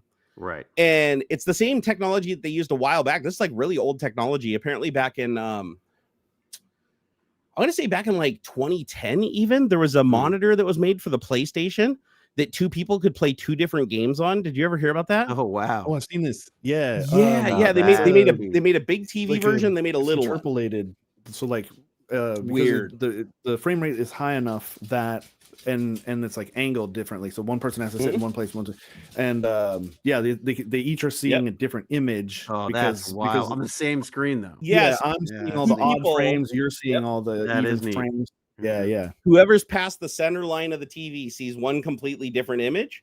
And the reason they marketed it for PlayStation was because you could play 2-player games, and the 2-player games that supported it would have a full screen for both players on the same screen. That'd be great. Isn't that wild? They still haven't figured that out.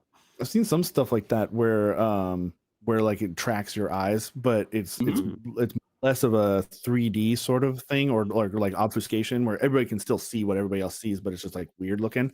But it's supposed to like track your eyes so that like no matter where you're sitting, you see the same thing. That kind of thing. Hey, LTT did have a video on that once, where they had the little one, nice. the little one. And so that technology, that was the first time I ever saw it was on the Sony screen. I did see that one in person, like at a store where I was like, whoa, like I go to one side, it's one game, I go to the other side, it's another game. I'm like, and then as you cross over the center point, it kind of like, there's a point where it's kind of distorted. But then as soon as you go over there, but it's nice and clear. Like you don't see any bleed over from the other. And so then after that, the second place I saw it was in cars.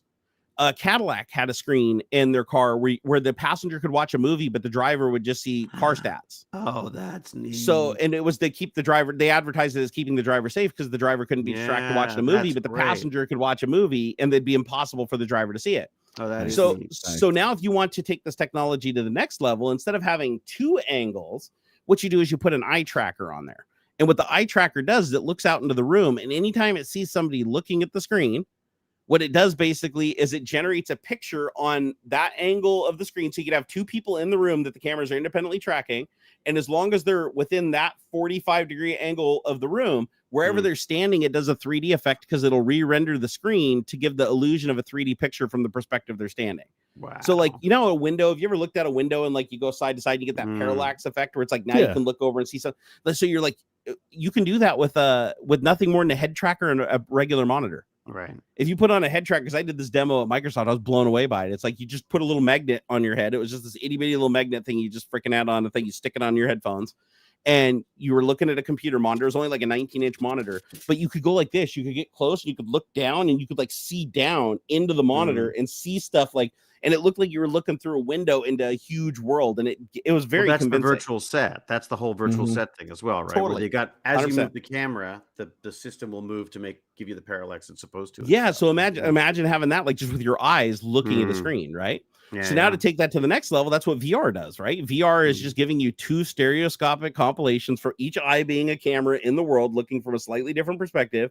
Gives you full 3D, and if you move around in the room, it changes which eyes render and gives you horrible motion sickness. Well, the light field guys, they figured out, okay, well, how if we took all these technologies that we have to date, we put them together, could we make a holodeck today that like multiple people could enjoy? Oh, right. And so you can. It turns out the technology exists. We just don't have enough processing power to really pull it off, like convincingly. But the way that it would work with the technology that we have today is they would take those light field displays that have like 1,000 or so angles that you can perceive something at. And then what you would do is you would set up individual columns of like basically laser projectors. And all those laser projectors do is at each angle, it's projecting a different image relative to where the viewer in the room is. And as you're moving around in the room, X, Y, and Z, these laser projectors will converge at a certain point where your eyes just happen to be. One will converge to your left eye, and one will converge to your right eye. And no matter which one's converged to your eye, those will be rendering the view from if an eye was in that location looking in that direction. And so if they filled the entire room around with these hollow emitters, these like little projectors or whatever, you could theoretically have, you know, multiple people go into the room. And as long as you weren't blocking the projector from the other person, so like if the person was looking at you, you obviously wouldn't be able to see what's behind them, right? Because the projector would be blocked. But you could put quite a few people in the room and they would all be experiencing the same environment, be able to walk around, hide behind things from their own perspective. Yeah, they just wouldn't be able to touch anything. And so they said it'd be as close as you get to holodeck without having the force field aspect where you can like interact with objects. But then there's even been technology working into how would you do that? Like how would you interact with objects? Because if you can have the light project into your eye, then what's truly in the room is irrelevant at that point. Like, because your eyes are already being fooled into something's in the room that's not there. So as long as the simulation has some kind of physical analog that's the same dimensions, that's moving in the world in sync. It could be like those pins that sort of depending on what you. But again, it's just better to hack the brain. It is. Just hack straight in. Give the signals as if your hands are moving. You can do, and then it's complete. Then it's a dream. It's Did either of you do the Star Wars VR experience down in Anaheim? So for a long time, and I did this with Jay took me to do this. Jay's 2 cents. We do this VR thing, and it was one of the craziest experiences of my life. Even with old school VR technology, like if they redid it with today's VR technology, it'd be that much better, right? But we basically go to this VR place. It's really expensive too, but we go to this VR place. It's basically right before you go into Disneyland, that little town where they call it Downtown Disney or whatever, where you go into Disneyland. I've never been to Anaheim. They have this place where they have a Star Wars experience where you basically go in, they put a backpack on you. Yeah, it has you put a backpack on with a really high powered like PC in it. It's like you're basically carrying like a really high powered gaming laptop on your back. And then you put on a HTC Vive, I think it was at the time. Oh yeah. Which is your VR headset. And then you put on I think they have these gloves that you put on. These like there's nothing really special about the gloves, I guess. It was just another tracking point for the VR. And so you'd put these things on, and you get all in. As soon as you put on the headset, you could see the room and you could see the people in the room, which was really weird because there was cameras recording everything in the room and then broadcasting that from a field of view from your point. So if you moved around the room, so it's like you put on the helmet and you're still seeing the person stand there that doesn't have a VR headset on. You're like, how am I seeing this person? Very weird. It was very, very weird. But once you put on your backpacks, they then lead you to this room. They open up a door. It's dark in there. And they basically have you walk into this dark room. And they're like, okay, put on your VR headset so you don't knock into each other and shit. And you can see each other. And now you look at each other through the VR headsets. And now you're all like stormtroopers. And they close the door. And then all of a sudden the mission starts. And you see like a door open up. And you're looking out into space. And there's like an epic space fight going on. And like a bolt hits the ship and the whole ground shakes. Like literally the whole floor starts shaking like it's got hydraulics under it. And you're in VR and then you're like, holy shit. And they're like, okay, get to the weapons room. And so you got to like scurry through this like actual maze that they created in a building, a physical maze that's represented in 3D. So if you see a wall and you see an object in the VR, it also exists as like a dummy green painted object in real life. So like if you see R2-D2 going down a corridor and you lift up, because I kept peeking out of my VR headset because I wanted to see what was going on. So I peek out of the VR headset and it's like R2-D2 is literally just like an R2-D2 analog made out of wood that just has a cable pulling it along the floor, like under the floor, so that it's moving down a corridor. But in VR, it's like, and he's like talking to you and rotating his head and stopping and talking. And then he's a part of the That's clever. But you can touch him. You can like run over and touch R2-D2 as he's moving across the floor, but you're touching like the VR representation. Cool, you're like kind of thing. You could totally just paint a different reality onto. I mean, and it tricks your brain totally. Cool. Yep. And so that'd be so rad. You could do like a paintball. Yeah, that would be cool, wouldn't it? Yeah, it's like you have like just frameworks of buildings and stuff, and you can actually like go through it, and it looks right because it's all painted up. It could be Cowboy Town, it could be fucking Sci-Fi Town, it could be whatever. Yeah, it'd be super cool, man. So you can go into be able to do that. Oh, 100%. The new Oculus has 1,000,000 times more power than what the HTC Vive did back in the day. Even with a PC. But no, the cool thing is though, is like it gets more immersive than that. So what happens? You're in this space battle. You go into the weapons locker, and the weapons locker, you have like this droid that's like talking to you. Again, you can touch it and mess with it, poke its little eyeballs and stuff, and it's telling you like grab a weapon, and it opens up a freaking weapons cache with a bunch of weapons on the wall. And you're like, oh, I'm gonna go grab a digital weapon, like when I play hot dogs and hand grenades or whatever. But you don't have any controllers in your hand. You literally pick up the weapon off the wall. And you're holding the weapon. So if it's a rifle, you're holding it like, just like it looks in the game. Like your hands are physically where they're supposed to be on the weapon. It's even got the reload action, like to reload it where, a button will be flashing on it to like reload your ammunition. But then you flip up your visor and all it is like a wooden analog with a couple Vive trackers on it. Wow. But it's cool because people can trade weapons. Like if you're out, you can say, hey, give me your weapon. And somebody can like throw you their weapon and they're literally throwing you a real weapon that you catch in real life or it smacks you in the face. That's neat. But yeah, we went through this thing. It wasn't a very long. I think I want to say it was like maybe like 20 minutes, 25 minutes through the whole thing. But there was like places where like the floor would fall out. And there was elevators that made you feel like you were going down 3 floors or up a couple of floors. But in reality, all it was doing was just moving an elevator like and jerking it to make you feel like you were still moving, but in reality, it was only going up like 1.5 feet. Wow. And so, but you felt like you're on all different floors. So you felt like you were going through this huge, vast area. And then you take off the headset and like look back through like the little door that you come out of. And you're like, what the hell? It was just a giant room full of obstacles with green painted walls and like painted androids getting pulled with ropes and stuff. I guess that makes sense though. I mean, like so convincing though. So convincing. And there's like places where you're actually you're in a firefight with these other droids that are shooting at you, and you have to actually like duck down behind garbage cans and get behind fences and stuff and like hide from the fire. And you see the fire like ricocheting off the walls, but you can put your hand up on the wall and feel it. So you're looking through a fence that's blocking the fire that's coming at you, like it's like glass, like a glass wall. Well, if you get hit, is like someone in a green jumpsuit just hit you in the face with a bat or something? No, it's just a haptic. It's like a haptic thing. There's a haptic. Okay, yeah, they just kind of does a little bang on your chest or whatever. If you get hit, it'd be kind of funny if your job is to go and knock tourists over when they get shot. No, but you'd be surprised. We were running into each other all the time.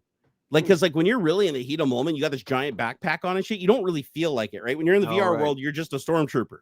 You don't feel like you got this giant Ghostbusters backpack on. So there was tons of times where I was like backing in Jay's 2 cents wife and almost plowing her into the wall, and I almost ran over one of his kids.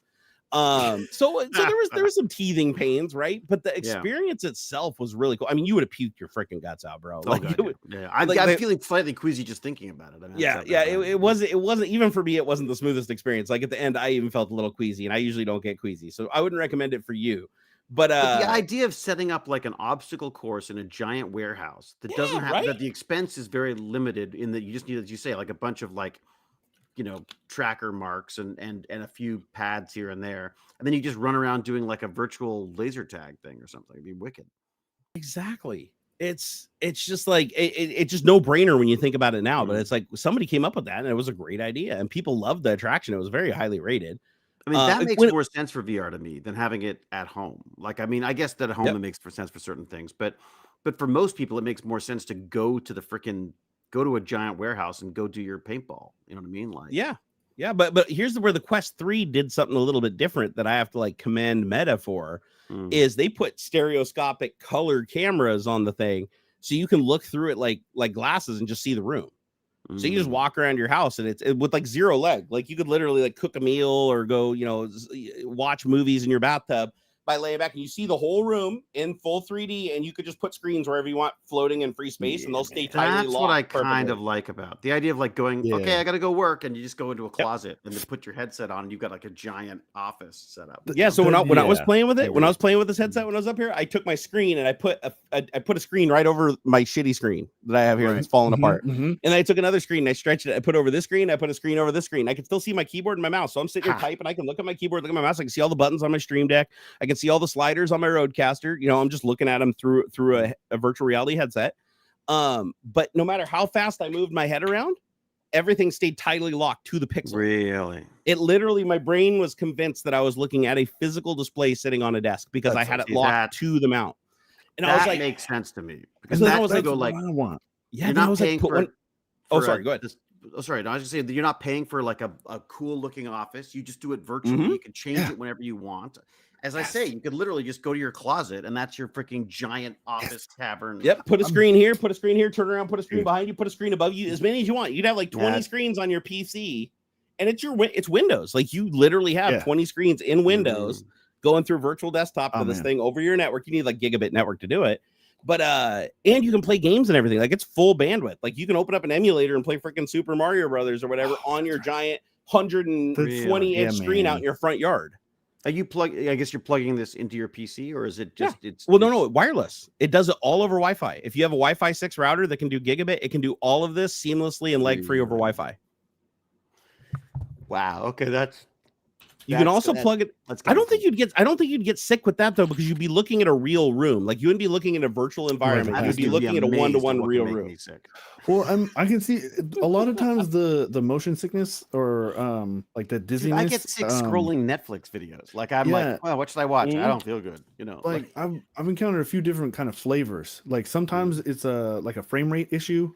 Or a mismatch between what, like, kind of like reading while you're driving. There's a mismatch between the data that your eyeballs are collecting versus what your ears are collecting. Yeah. Your ears are telling you that, oh yeah, I'm moving, but your eyeballs say no, I'm stationary, or whatever. Or vice versa. Says you must be, and you're like poisoned, so we should throw up. Yeah. Lag or FPS is what does it for me. Those two things really mess with me. My mom can't do any sort of video games that have like any sort of fast motion because like she has like a slight lazy eye. And it's like hard, like she can focus fine, like if she's reading or whatever, it's not like double imaged or anything. But I found out over the years that like I at least can sort of dynamically like unfocus when things are going quickly, like just like you will when you move your head, like things blur and you kind of unfocus, and then it takes a sec for you to grab onto an object and focus again. She's not able to do that quick enough, so it causes her all kind of like motion sickness.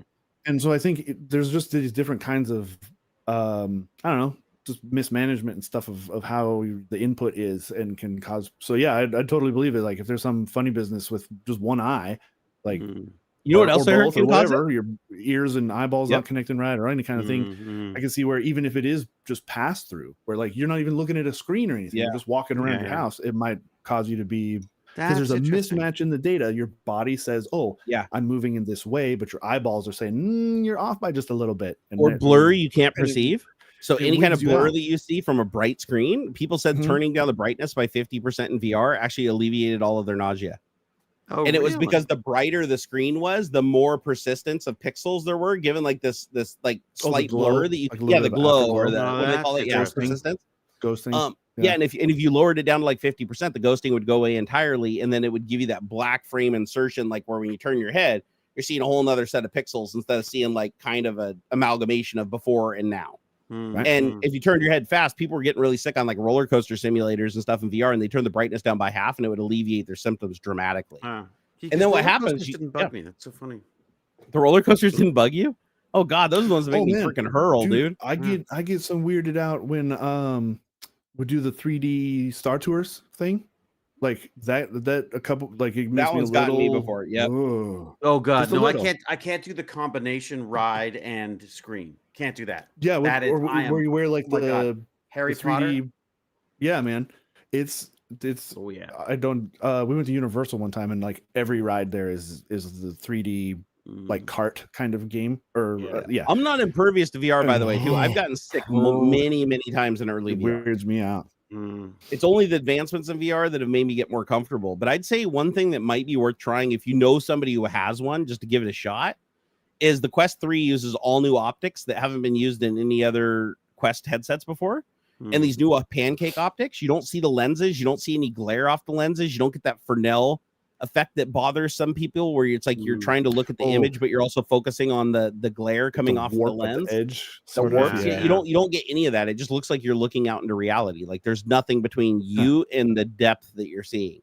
And so I thought that was pretty cool. Like when I put on the Oculus Quest 3, it was probably the most comfortable headset I've ever looked through. And so I thought that was pretty neat. And plus, it doesn't have a crazy sweet spot either, where it's like one eye gets blurry and the other eye gets blurry if it just gets slightly out of whack. It actually has a really nice sweet spot where the thing can be like bouncing around in your face and everything still looks sharp.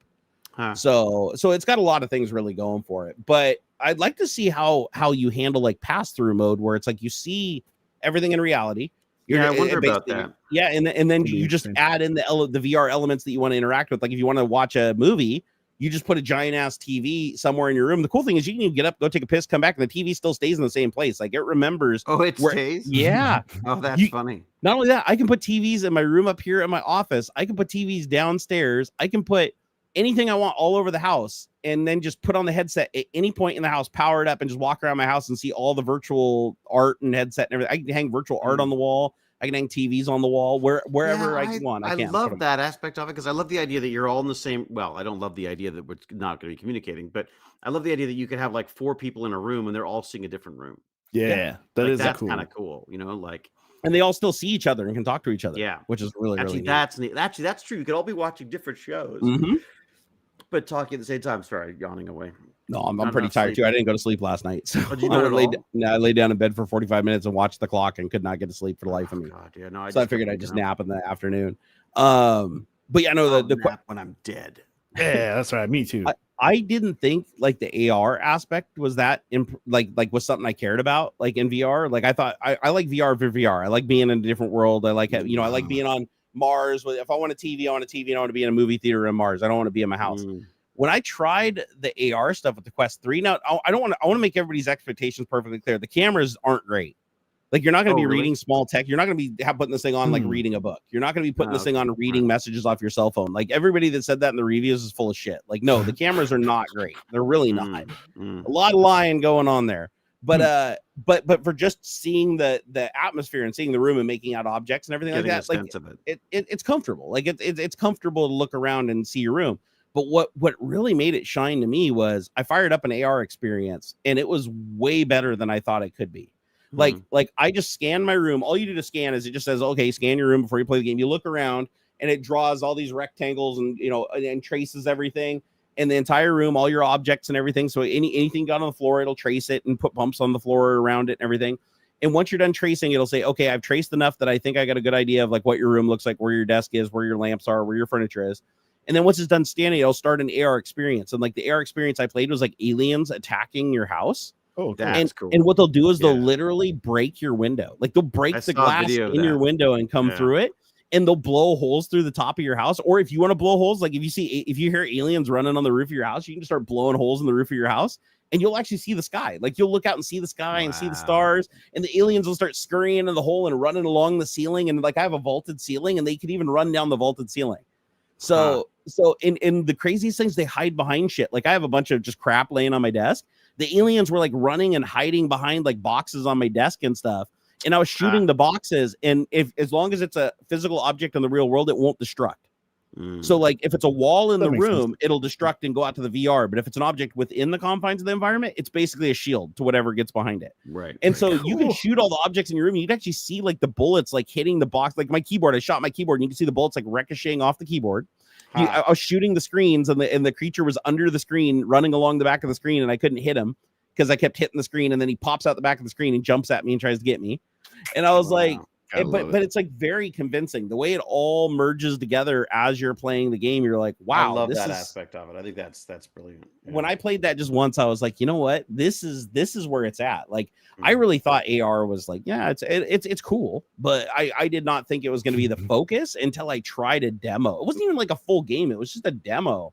And I was like, holy shit, if they keep building on this and they get enough Quest 3s out there that like developers really push hard into this territory, the experiences you're going to see you're going to wake up, put on your Quest 3 headset, start walking around your house, and you're going to have like robots walking around your house, talking to you and interacting. And, you're going to have a robot standing next to your cat dish saying, oh, fill the cat's food's low. You got to fill the cat's dish or whatever. You're going to go out the door and it's going to point where your keys are. Your keys are up there. That's where you left your keys, tapping into your tile and, look, oh, your phone's over there based on, pinging it and figuring out where it is. Oh, man, that would be good. I like that. How cool would it be to just have all these robot butlers and assistants like leading you through your house and showing you like where shit is? What about instructions? Like you get, like I get the CNC machine. I got to put it together. I throw on my Quest 3 and it 100%. Walks me through the process and goes like, is that the right part? No, you got to rotate it this way. Okay, great. You know what I mean? Like there's all sorts of stuff you could do with that. We're all going to be technicians and all get and not only that wage. So I was thinking to your point there, I was thinking, well, the cameras aren't really good enough resolution to read small text. Like big text, sure. Like if I held up, if I held this up, I could read the text on that, right? Like, but I'm not going to read the text in a book, a magazine, or I was trying to read text messages and I was like getting them up like this close, and it's just really hard to read with the cameras, right? But you know what you could do? In the directions that are included with your CNC printer that you get or whatever, your directions could literally just have a blank piece of paper with a QR code in the corner. Yeah. And then you just look at it, and then it just puts the ultra sharp 4K pixels. It just draws in everything. And then when you want to flip the page, you swipe the paper, and your bendable paper that you can set down and pick up and everything is all perfectly tracked and rendering the instructions with videos. Like you'd have a video on a piece of paper. You don't even need a tablet, you know. But I love that you wouldn't even need a video because you could literally hold up the part. The quest figures out what part it is and goes like, that's not the right one. That you need the longer screw or whatever. It like, totally could. So you wouldn't even need to read anything. I mean, it's kind of you get IKEA furniture and it's like literally it draws like a what do they call that, like a silhouette of the furniture finish, and it's like put the piece in here, and when you put the and then when you put it in the box it turns green. You put the thing in the box and then you put the other, and if you put the wrong two pieces together it's like red. It's like, oh dude, you could gamify it. You imagine you have little aliens running around while you're doing it and you gotta like turn it into like a fun project. Leaderboards like for speed running IKEA building furniture. That would be freaking awesome. I bet there already is. I bet there's already. If not, that's genius. That's like we should go into marketing. That's like, dude, that is a great idea if that doesn't already exist. Yeah, absolutely. That would just like you could gamify the whole process. Well, imagine gamifying everything. Like, I mean, you know, you throw on your AR glasses as long as you could see from a safety standpoint. Yeah. You're out walking the dog, and you could just be picking up like, you know, you could be gathering Pokemon or whatever as you go. I mean, this is all we're going to be wandering around. You know, in these, it's going to be one of those like sci-fi movies where like the world is completely destroyed and the roads are shit and there's things, you know, like there's just garbage and crap everywhere. But when we've got our little AR goggles on, it's beautiful. You know what I mean? Yeah, it looks like what is it, Wall-E? They're Earth and Wall-E, but then you put on your goggles and it looks like the ship. Yeah, like instead of smelling all the shit and stuff, it's got like a little smell-orama thing. It's making you smell like pine and things. Oh, did you hear that was a thing? That was a thing that was created. It was already shipping the Smell-O-Vision. Oh yeah, it was an add-on for VR. The basically it just snapped onto the front of your Quest, and it had little vape cartridges in it that had glycol with different smells. And it basically is the same technology as like a vape pen or whatever, but it mixed different core smells together to create any other smell. And so it had a library of like thousands of smells that it could recreate. And it was like ready to go. They were already shipping it. And the company completely got shut down by the law that was passed over flavored vape juice. Oh, so when that law passed out of the blue that just said, hey, no more flavored vape juice, their entire product architecture was based on that. And there was no way for them to re-engineer to anything else because the product was already in production. It was already built. They already had all the units made. And it destroyed their entire company. They were like, there was nothing they could do. They literally went from, you know, they were like, everybody was super excited about this because they're like, oh yeah, if you walk into a room or you walk outside, you can smell the fresh ocean air. Like if you see the ocean, you can smell the salt water. They could produce all these smells with like crazy accuracy. I even got to test it at what was it? What event was I at? It was no, it wasn't ETH. No, not imagine the ads you could do. TwitchCon. It was at TwitchCon. Comes on and like McDonald's gives you like oh man. It's like, you got a sewer clogged? Come get the Mario Brothers. Oh God. Oh, nobody wants that. No, that's terrible. God. And then you have the whole porn angle on it is even worse. Yeah. No, that was the funny thing. That was that either. That's weird. That was their angle. That was one of their angles they had. Is they're like, we also work on the adult sites. That was like their like little slogan at the end or something like, oh, we can also do the adult sites. It's like, do you like the smell of fish? It was like a joke that they had or something like that. It's like, we can do that too. Yeah, like Soren, California. Yeah. But apparently you just bought their they had a cartridge, and the cartridge had all the different, you know, like an inkjet cartridge, right? Yeah. And it had all the different core scents, they called them. And then depending on how you mix the core scents, you could create like basically any other scent. Like, so I guess everything we smell is made up of just like a couple common compounds that are the most smelliest. And you like mix them together and you can make it pretty much any other smell, or at least an amalgamation of it, right? Or an approximation. And so, yeah, they were like ready to go. I tried it when it was in its infancy. Like it couldn't do all the smells when I did it, but it could do like fresh air. It could do, and it did like this breeze thing too, where it could blow air on you, and it could also do hot and cold. So that's interesting. Which was pretty. And there was another company that competed with them that made like these hot and cold speakers that you put on your desk that would just radiate heat or radiate cold at you. It was weird. It was the weirdest sensation, but I loved it. Like you'd be playing a game. They had a mod for Doom. Not Doom Eternal. This was before that. This was like regular old school, like Doom, or not Doom. Sorry, it was Quake. It was Quake.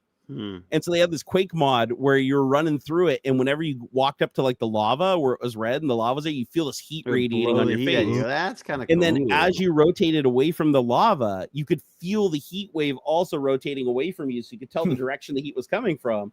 And then if you walked into the ice, like you went outside where there was ice and glaciers or whatever, it would get cold. And it'd blow the cold ice. So you could actually feel the transition in real time going in and out. And I was like, this feels so clunky. Like it just feels like you got to do all this stuff just to trick your brain. It's just electrical signals. Like we can't. Yeah, that's why like a skull cap or something that just just like focus magnetic fields. I mean, anyone except Elon, feel free, figure it out. Put a chip in my head. Yeah, without having the chip in the head, it isn't going to happen. And I think that's unnecessary. I don't think it doesn't need to be invasive. It doesn't.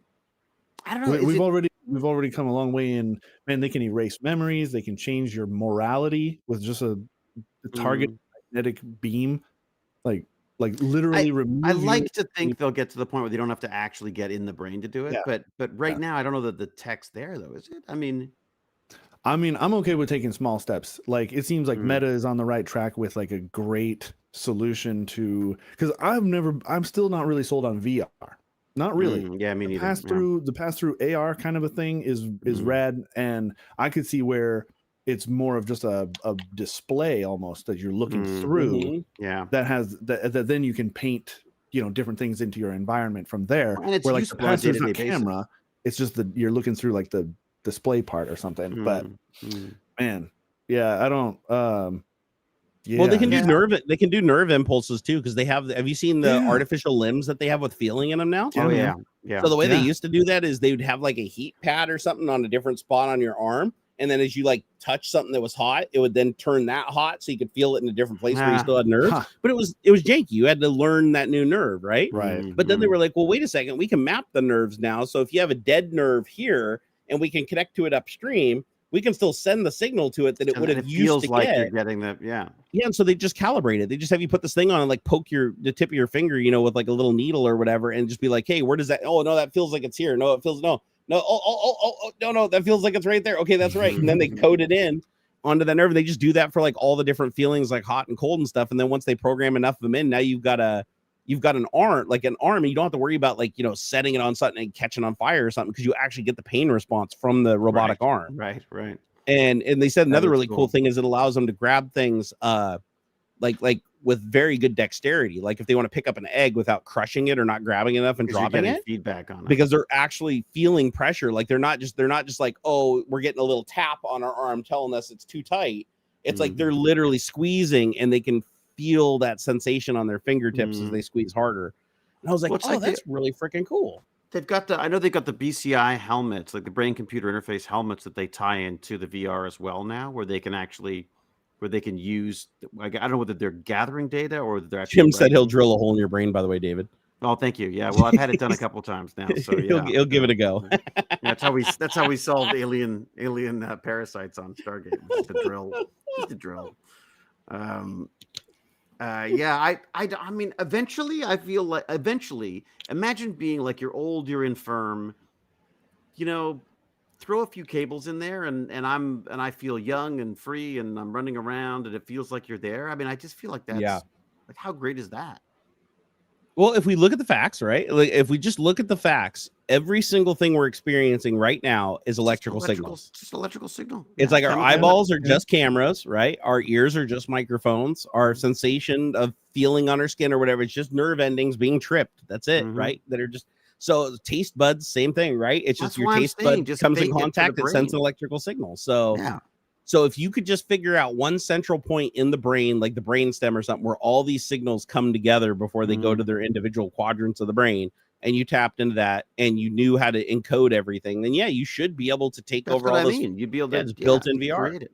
Well, and if you get good enough at it, if we could start reading those signals so that when you feel that pain or pleasure or hot or cold or whatever, you could then just play those signals back, and it should be, if it's accurate enough or the resolution is enough, you're going to feel that. That's what I mean. That's why I'm saying, if you generate a signal, you should be able to record all this stuff to our heads and pretend walking and stuff. Like, imagine if you're sitting in a chair, but you can run as fast as you want. Your body doesn't move. It's just you think it, and it happens, and it although I guess you'd have to have a cutoff for your own system as well, wouldn't you? Because you wouldn't want someone running off a cliff or something. You'd want oh wow, that's weird though. You'd have like a kill switch, basically. Oh, sorry, I can't get the phone right now. I'm in VR. Like my body doesn't move. Someone comes in and robs you. There'd be some weird edge cases there you'd have to work out for sure. Yeah. Like people hacking it. Like if people hacked it, they could just make you feel like you're getting kicked in the nuts 24/7, and then they can until you give them your PIN code or whatever. Yeah, they can encode it so the doctors can't turn it off until they get the passcode or whatever. You got to pay so many nightmares and stuff. Oh my god, could you imagine that? Like torturing holding somebody hostage. Yeah, dude, there's a horror sci-fi in there somewhere. Yeah, right. Like you're asleep essentially. You like, have to kidnap go down that path, and then like again, how do you determine what's real? Yeah, you know what this reminds me of? Messing up. You know what this reminds me of? Futurama. Do you ever watch Futurama episode where Fry keeps getting the advertisements in his dreams? Oh man, really? Yeah, that too, right? Or he goes to sleep and they're trying to sell him underwear. Yeah, they're like trying to. Every morning he wakes up, he's like, "I gotta go buy underwear," and whatever. And it's like, "Oh no, that's just that was." He's like, "I gotta go buy underwear." No, you don't. That was just an advertisement. What? But I just dreamed it. Like I have to go buy underwear. No, that was an advertisement. Yeah, it's like those are normal. You get those every night. We're gonna get that. We're gonna get that too, aren't we? We're gonna get that if that's not already happening to us online. I'm sure there's much. How crazy is it going to be? What if you don't even need a wire, though? What if somebody just figures out how to direct the energy at your brain through a beam? So it doesn't need like a microwave beam or whatever. You don't even need wires. So now people are just out in the park, like pointing a little radar dish at like some kid or whatever, making them feel like they're falling off of a cliff. I'm breaking out the tinfoil right now. No, yeah, like at distance, it would the power necessary to do that would burn your face. It would burn. Like the only reason they're able to like manipulate people's memories and stuff or the morality thing is because it's right there. It's like this. You wear this mesh on your skull. But if you get something sensitive enough to pick up the signals. Then please, we're talking about Star Trek technology here. I'm sure we can solve that problem. Well, no, I mean, do you have what is it? Open up a spatial rift and use quantum entanglement or whatever. Like you can't inverse square law. The further you're trying to beam something, the more power you need.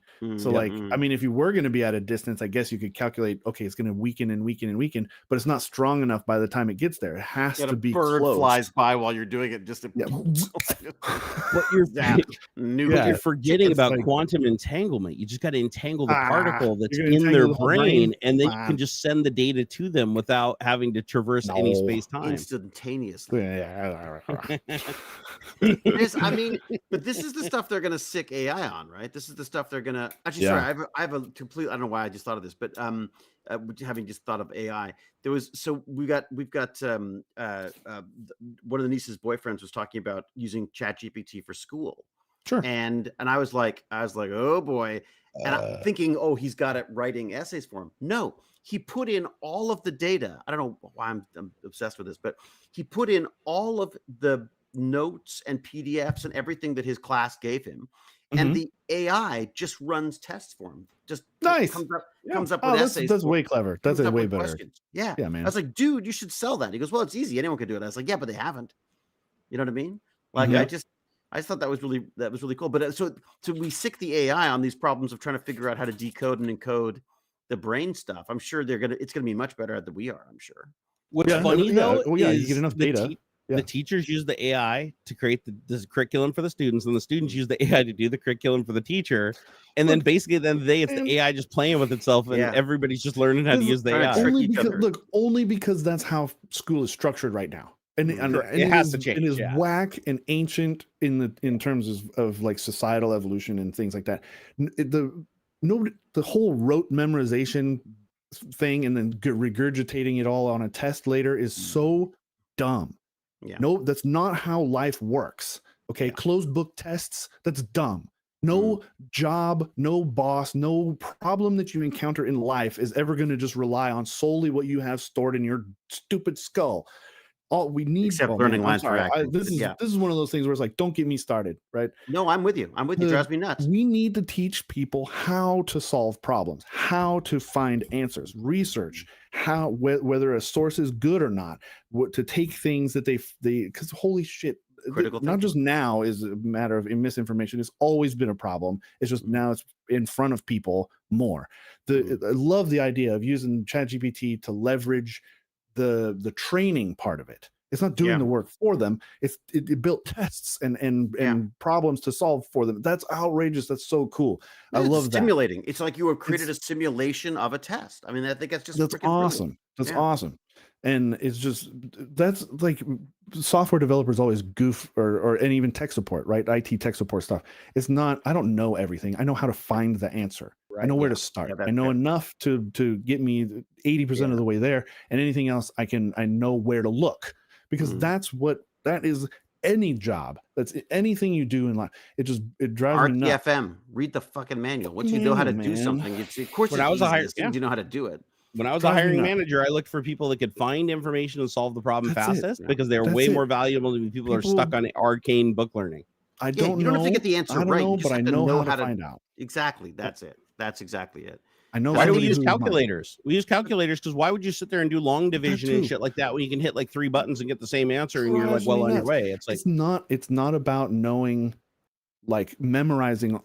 Just a lot of the things you understand what you're doing. That's, I guess the fear is that we're going to not understand what we're doing. I also think why it works, how. I mean, one of my favorite things, I've asked so many math teachers. I've asked the smartest genius guy I know, and to his credit, he just probably got distracted. But like, I asked, how do I manually find out a square root? Like, there has to be an algorithm. There has to be a formula that I can put one number in this side and I get the square root at the other end. What is the calculator doing when I hit the square root button? How can I write this out? The only answer I've ever gotten is basically boils down to guess and check. I'm like, that there's no way the calculator is doing that to get an answer. There has to be a formula, and I've looked on the internet and stuff. I've never found a good decent answer for that. Really? How do I find a square root? It's just it just all boils down to guess and check. But does it have like a lookup table of some sort then? Is that how the calculator's working it? I mean, how do they? Somebody at some point had to have figured out a reliable way of calculating a square root.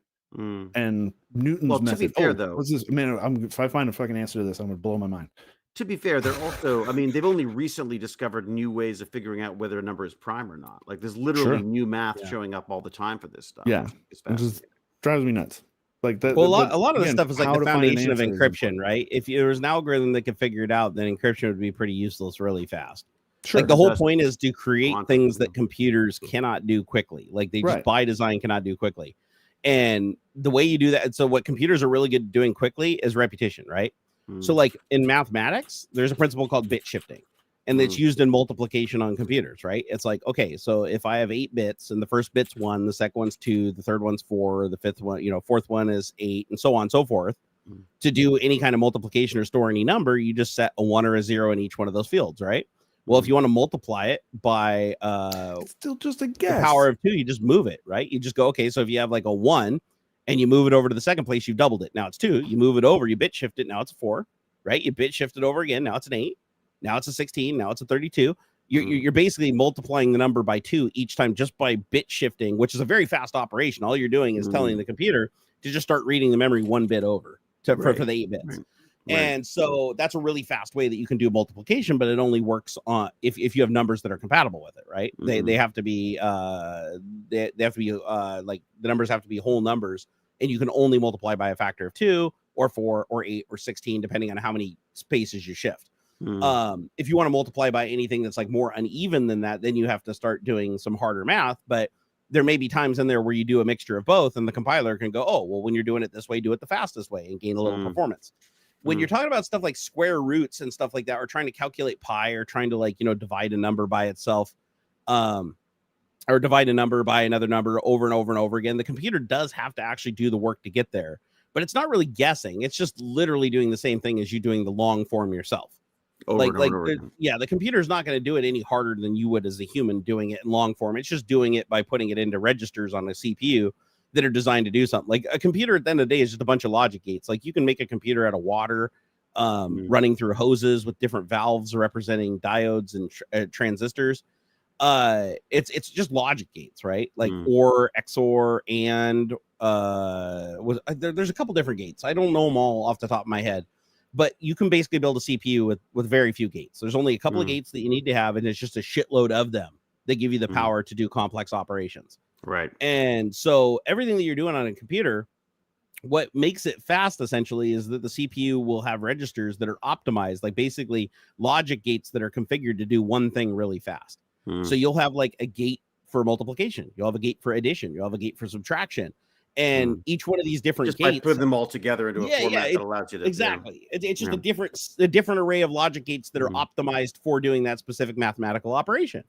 And so if you want to do multiplication, you could do it with you can multiply using addition. You could it's just a very long round way of doing it, right? It's like if I want to multiply by 10, I just have to add the number by itself again, or add the number to itself, then add the number to the sum of that, and then add the number to the sum of that. You can multiply just by doing that, but that's a really long way to do it. There's a faster way to do it by just creating a gate that's good at multiplication and having a gate that's good at division and a gate that's good with floating point numbers. If you want high precision math or whole numbers, if you don't need more transistors, that's all. Just more transistors, baby. Yeah. Yeah. And the more registers you have, then the more that has to be done per cycle on the CPU, slowing it down overall. So it's like, do you want something that's really, really fast that does basic operations like a GPU that basically just does floating point and nothing else? Then it can be really fast and really efficient in doing that across thousands and thousands of little threads. Or do you want a CPU that's good at all these different types of things and has all kinds of extensions for like doing multimedia stuff, computing spatial coordinates and stuff like that? You can have different registers for all those things. Or you can go completely crazy and have something like the old Intel Itanium processors that I think had like 128 instructions on board, like different independent assembly instructions that you could call the CPU to have it do some amount of work. Whereas an average CPU had way less than that. And so it made it really efficient when you're doing stuff with databases and things like that, where there's a lot of different complex operations. You want them all to be hardware optimized. And it's specific to those gates that have been designed. Interesting. Right. And the thing is, it's piss slow if you want to do anything that's just normal. Like, because the CPU just has to do so much more work each cycle to check those registers, flush those registers, put shit in, take shit out. And that's why they used to have like, you heard about RISC chips all the time, right? That was just reduced instruction set, right? Yeah. So with RISC processors, which is what the M1s are. The M1s and the M2s are reduced instruction set. Yeah, they're ARMs. ARMs are reduced instruction set processors. Yeah. So, and that's what makes them so damn fast. But what they're fast at, they're also slow at other things. And that's why Apple was like, well, why don't we hybrid it? Why don't we take the best of both worlds? Let's take an x64 processor, which is the gold standard for like, gaming today in most applications. But then let's slap a really fast ARM chip on there that has some performance cores and some, so it has like a couple integrated memory. Really fast. Yeah, so and really integrated memory is a big thing. Yeah, big thing. And so now you have a CPU that's incredibly capable for like all different types of software, especially the stuff that's optimized for ARM. Oh my God, like the video processing is insane. I cannot get over how fast it processes and converts video. Like I haven't even played with an M2. I got to play with an M1 for a little while because my friend had one. And I was like, are you shitting me? Like even an M1 processor for a lot of the AI stuff can do more tokens per second than my freaking 3080 Nvidia GPU using CUDA. So funny. I haven't tried it for any AI stuff really. I got to do that. I was looking at Poe the other day. I've used LM Studio. No, that's what you told me about last week. Yeah, do that one. Yeah. Dude, that runs complete. It'll run 100% on your M1 laptop without going out to any internet resources at all, just to download the models. That's all it'll do. Once they're on I've been using Google, what's it called? Colab, the Colab system where you can run stuff on their cloud system. But I don't think I've played with that. Where's is that? That's great. It's not Bard. It's something else. No, it's actually their development. It's like their equivalent of AWS. It's basically you can run programs on their system. So you're renting time on their GPUs and stuff. So I've used that to run a version of Midjourney and stuff in the past, but it's complicated. It's too complicated, and I keep screwing it up. And because like the stuff that I've done in the cloud where I've used like other people's compute and stuff, I use something called Hugging Face. Have you played with that at all? Yeah, Hugging Face. I think you can actually install that on. I think you can install Hugging Face. Got it. Okay, part of it as well. Yeah, because I've been using people's deployments of Hugging Face in tons of different environments where they just give you free compute. They just host them somewhere, and I have no idea where the hell they're hosting these things, but they just let the public play with them. And I'll log in and do some complex shit that puts me in a queue. We're training these systems. We're giving them thumbs up or thumbs down as to what's. We are literally doing the work for them now. Like that's what's so funny about it is like we are training the next level of AI. My concern a little bit is that it's like, oh, it's like $20 a month, whatever, until we're completely dependent on it, and then it's $50 a month, and then it's $100 a month. I mean, that's what I'm worried about. You know what I mean? Yeah. Because I've seen that happen. Remember when Gmail was free? Netflix. Well, now I'm paying $15, whatever for, you know what I mean? Like Netflix, perfect example. Yeah. Yeah. You know? Well, luckily the level of lot of AI you can run locally is really impressive. Like honestly, I've been running Stable Diffusion with a bunch of mods, and I can still get better image quality out of my local Stable Diffusion instance than I can even with Dolly 3, which is like I've gold not been standard able now. to do that on the collab. Although it's possible because I'm not paying enough. It's possible I'm not buying the fastest and best processing time because I just don't want to spend the money on it. I'm just trying it out. I mean, I just got a pissant 10 gig 3080 GPU, and I can generate an image every 2.5 seconds and Stable Diffusion. I gotta get me some GPUs, damn it. You know? No, I think like you have an M1 processor, right? I think an M1 processor would probably do a pretty good job at it too. I gotta say, I hate the walled garden. I hate how it hand holds you through everything, and it's like having a nanny as a laptop. It won't let you do anything unless you force it to. It's just it tries to stop you from screwing things up to the point where you can't. Developing is a kind of not developing. Developing is the wrong term for it. Any kind of, if you want to play with it, like you want to hack, you want to get under the hood at all, I find it difficult. Yeah. With all the permissions and everything. But man, these laptops are freaking bulletproof. You know what's so funny you saying that is that a lot of my hacker friends freaking love MacBooks. Fucking love them. You can run. You're basically running a Unix. BSD. It's Linux. If you get up under it, yeah. It's like, so yeah, as long as you get it and you know how to, basically like, crack root and set your user to like local and have sudo and everything, so you can do the super user stuff. Well, apparently you can do whatever you want. Like it's unlimited. When you're using the desktop platform, what I'm saying, like when you try to install, I mean, every time I install software, they're like, I don't know, this isn't a certified, and I'm like, no, of course it's not. It's some indie developer. I'm trying something out. I don't want to be freaking nagged about this. Just leave it. So I guess there's within its Windows system, within its windowing system, its GUI.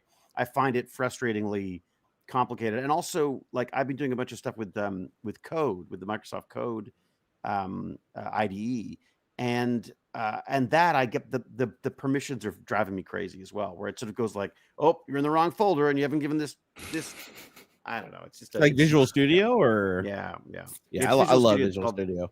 I know, so do I, and I've got Colab running on it as well now, so it's really kind of fun. You just like punch stuff in and have it fill stuff out for you. It's great. Can you not run Windows under Boot Camp anymore? Is that like not a thing? Probably not on the ARM one. I didn't think about that. You have to get the special ARM flavor of Windows. Right.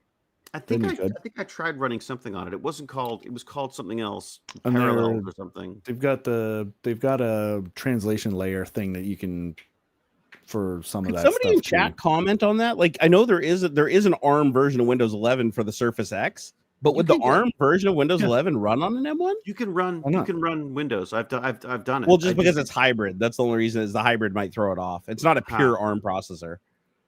It just takes up too much space. Like I said, there's probably some translation layer that happens. That happens because that's how it was doing. Yeah.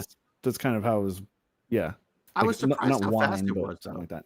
I was surprised that it ran Windows as well as it did. I think I did it on the M2. I think maybe I'm just losing my mind. I can't remember. You can also run it under a VM too. I've heard that VMs run really well. That might be what it's doing. Actually. Yeah, like even emulating x64 on an M1 might actually be pretty damn fast. I'm thinking that's what it was. I think it's possible Parallels was actually a virtual machine. I think that is what it is doing. Oh, Parallels does it on M CPU. So Parallels does actually work on the M series? I think so. I think that was the one I used. Because Parallels, it's where you don't have to reboot the computer. You can basically just like flip back and you just open a window between windows. Yeah, basically open a window. Yeah. Yep. So that's got to be a virtual machine, right? That's got to be running a virtual version of Windows, right? I know Parallels does do, but I think it's a Type 1 hypervisor instead of a Type 2 hypervisor. So it's like closer to remember whether Parallels. I did it on this laptop or not. I goof around with way too many things. Shit, isn't like the M3 almost out too? Aren't they like the M2s? I know the M2's been out for a little while now. Isn't the M3 announced like coming out soon? I would do it. Or is it already out? Not that I know of. No. There's a new laptop out. So maybe there's Pac Pluto just said he's blown away by the M1 Pro with the LM Studio's performance. Really? It's been great. I opened up LM Studio and used it for like spelling and grammar checking on big. I ran a 20,000 character letter that I wrote to my friend in an email the other night. Dumped the thing in there and went and grabbed a water and came upstairs and it was done. 20,000 characters on my local machine without having to reach out. Wow. Every time we talk, I go to load the LLM Studio, and of course I've loaded it. It's on my freaking computer. I keep forgetting it's there. I'm so sorry. I got to run. It's 4:15. Hey, no worries. So no worries. We love that you can hang out a little bit here and there. Are you kidding? I freaking love this stuff. This is amazing. I want to do more of it. I'm telling you, we got to do a live show sometime. We got to like go to a shopping mall or something and do like a live. That would be so much fun. Wouldn't that be fun? Be like a boy band. This year, I'm planning to go get everything done at the hospital. I'm going to let them cut on me. I'm going to let them cut on me big time this year. So hopefully they can fix all my problems. This year, I'm going to just max out my deductible in January and spend the rest of the year doing medical tourism to get all my shit fixed. So hopefully I can start traveling and do stuff again. That's my goal, anyways. We'll see how it goes. Where will you go for medical tourism? Where do you go for stuff? Well, I mean, I'm going to stay local because we got really good hospitals here. But I'm basically going to go and get. You're not like going to India to get it done. No, I just. There's surgeries that I need and doctors I need to consult on shit that I've been avoiding for a long time just because of the cost involved. But I can't dodge it anymore because I got other problems. So I figure if I got to max out my deductible to get a hernia surgery because I can't dodge it, well, I might as well just go. Did you get a hernia? Yeah, that's what it's looking like. Yeah. Got a pretty gnarly grapefruit-sized ball popping out of me like an alien when I do a sit-up. Yeah, those things are dangerous, man. You gotta get them looked at. No, they are. They told me if I get a fever or if I get nauseous, I have to go to the hospital ASP. It's emergency. But so far I haven't, and I've been walking better every day. So for some reason in my brain, I'm like, well, it doesn't hurt as much every day, and I can move more. So somehow it's healing. But the first thing I looked on at WebMD is that hernias cannot heal. So and I'm like, well, there's a thing sticking out. So is it a muscle? Yeah. Yeah, I'm hoping it's just a torn muscle. I'm really hoping that the bulge that I'm seeing is just I tore a muscle and it kind of like flayed out a little bit. But I don't know. That sounds like here's my logic. Barnacules Medical School. It doesn't matter. Hear me out. My logic here is if it heals, it's a muscle. If it doesn't, it's a hernia. See, I think that's fair logic. I think I think the doctor would probably do the same thing. You too can be a doctor. It's a Barnacules correspondence course. You go through the Nerdgasm, school of medicine, and all right, get out of here. Love you guys. Cheers. All right, take it easy, boss. We love you too. Peace out. Thanks, everyone. Oh, man, throw money at them. Yeah, give us all the monies. I still got to pay AuxxZillary, so yeah, give me all the money so I can pay them. Don't worry, I got your money. No, that's fine. I don't touch it. I don't touch it until I pay you. Let me see here. Oh, I want to read through. So you guys have been so patient today with the super chat. Sorry, we get David on here. We just got to keep talking. Dr. Doom, I want to go back to you first. I know at 11:20 you had the question you were asking me if I knew of any AI upscalers for non-HD content. Oh, you already did? Oh, yep. Awesome. Perfect. There was an interesting article that had like the top 10. Some of them are free, some of them are paid. I think that'll get you where you need to go. For both, he had a follow-up question in the chat. Yep. He was talking about having some DVDs of like Deep Space Nine or something. And I'm like, those will help you with both. One way or another, you got to get the VHS, like your old home movie stuff, digitized onto the computer. Yep. So my recommendation that I use, but again, it could take a little bit more effort because I was playing. You got to play around with open source projects. But if you go on GitHub and do a search for Real ESR GAN, Real ESR GAN, and it's an amazing upscaler. It's an AI upscaler, and it can take the shittiest, like washed out, crazy digital 80s style broadcast video and turn it into like really nice 4K content. And if you got a decent GPU, like at least like a 3060 or better with 10 gig of RAM, I'd probably say 10 gig of RAM would probably be about the minimum I'd want to do it with.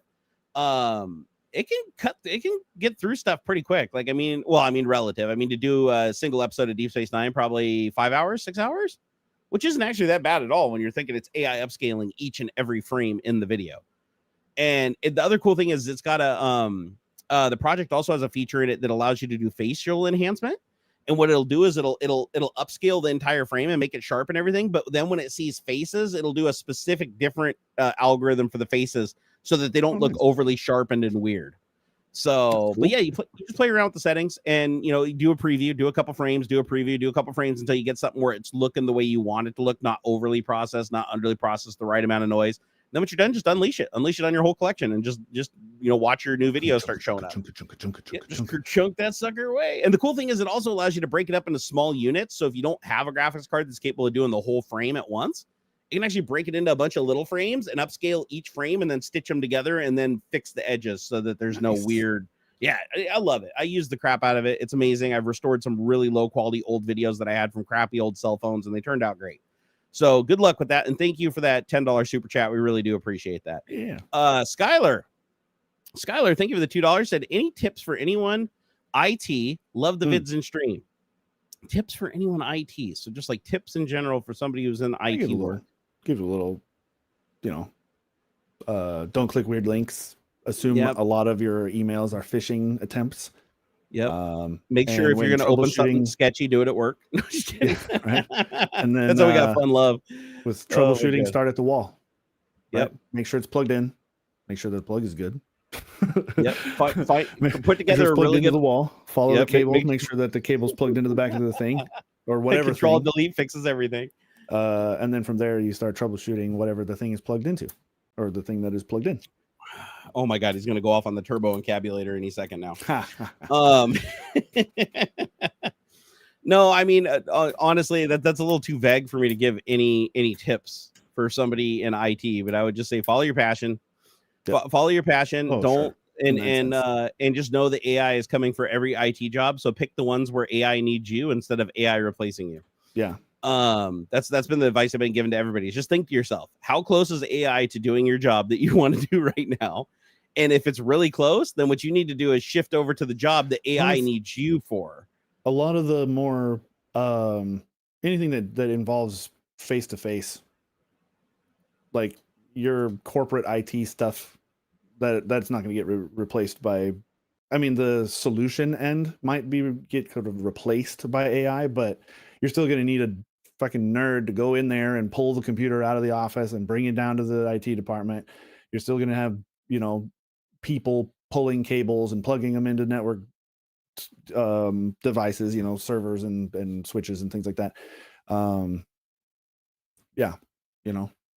There might be some little AI thing that you'd go, oh, hey, I have 500 users on this network and I need the whatever, set up the Active Directory thing, so all these permissions and blah blah blah. But you're still gonna have people who have to construct the network map and whatnot, and like figure out who gets permissions and who doesn't, and all that jazz.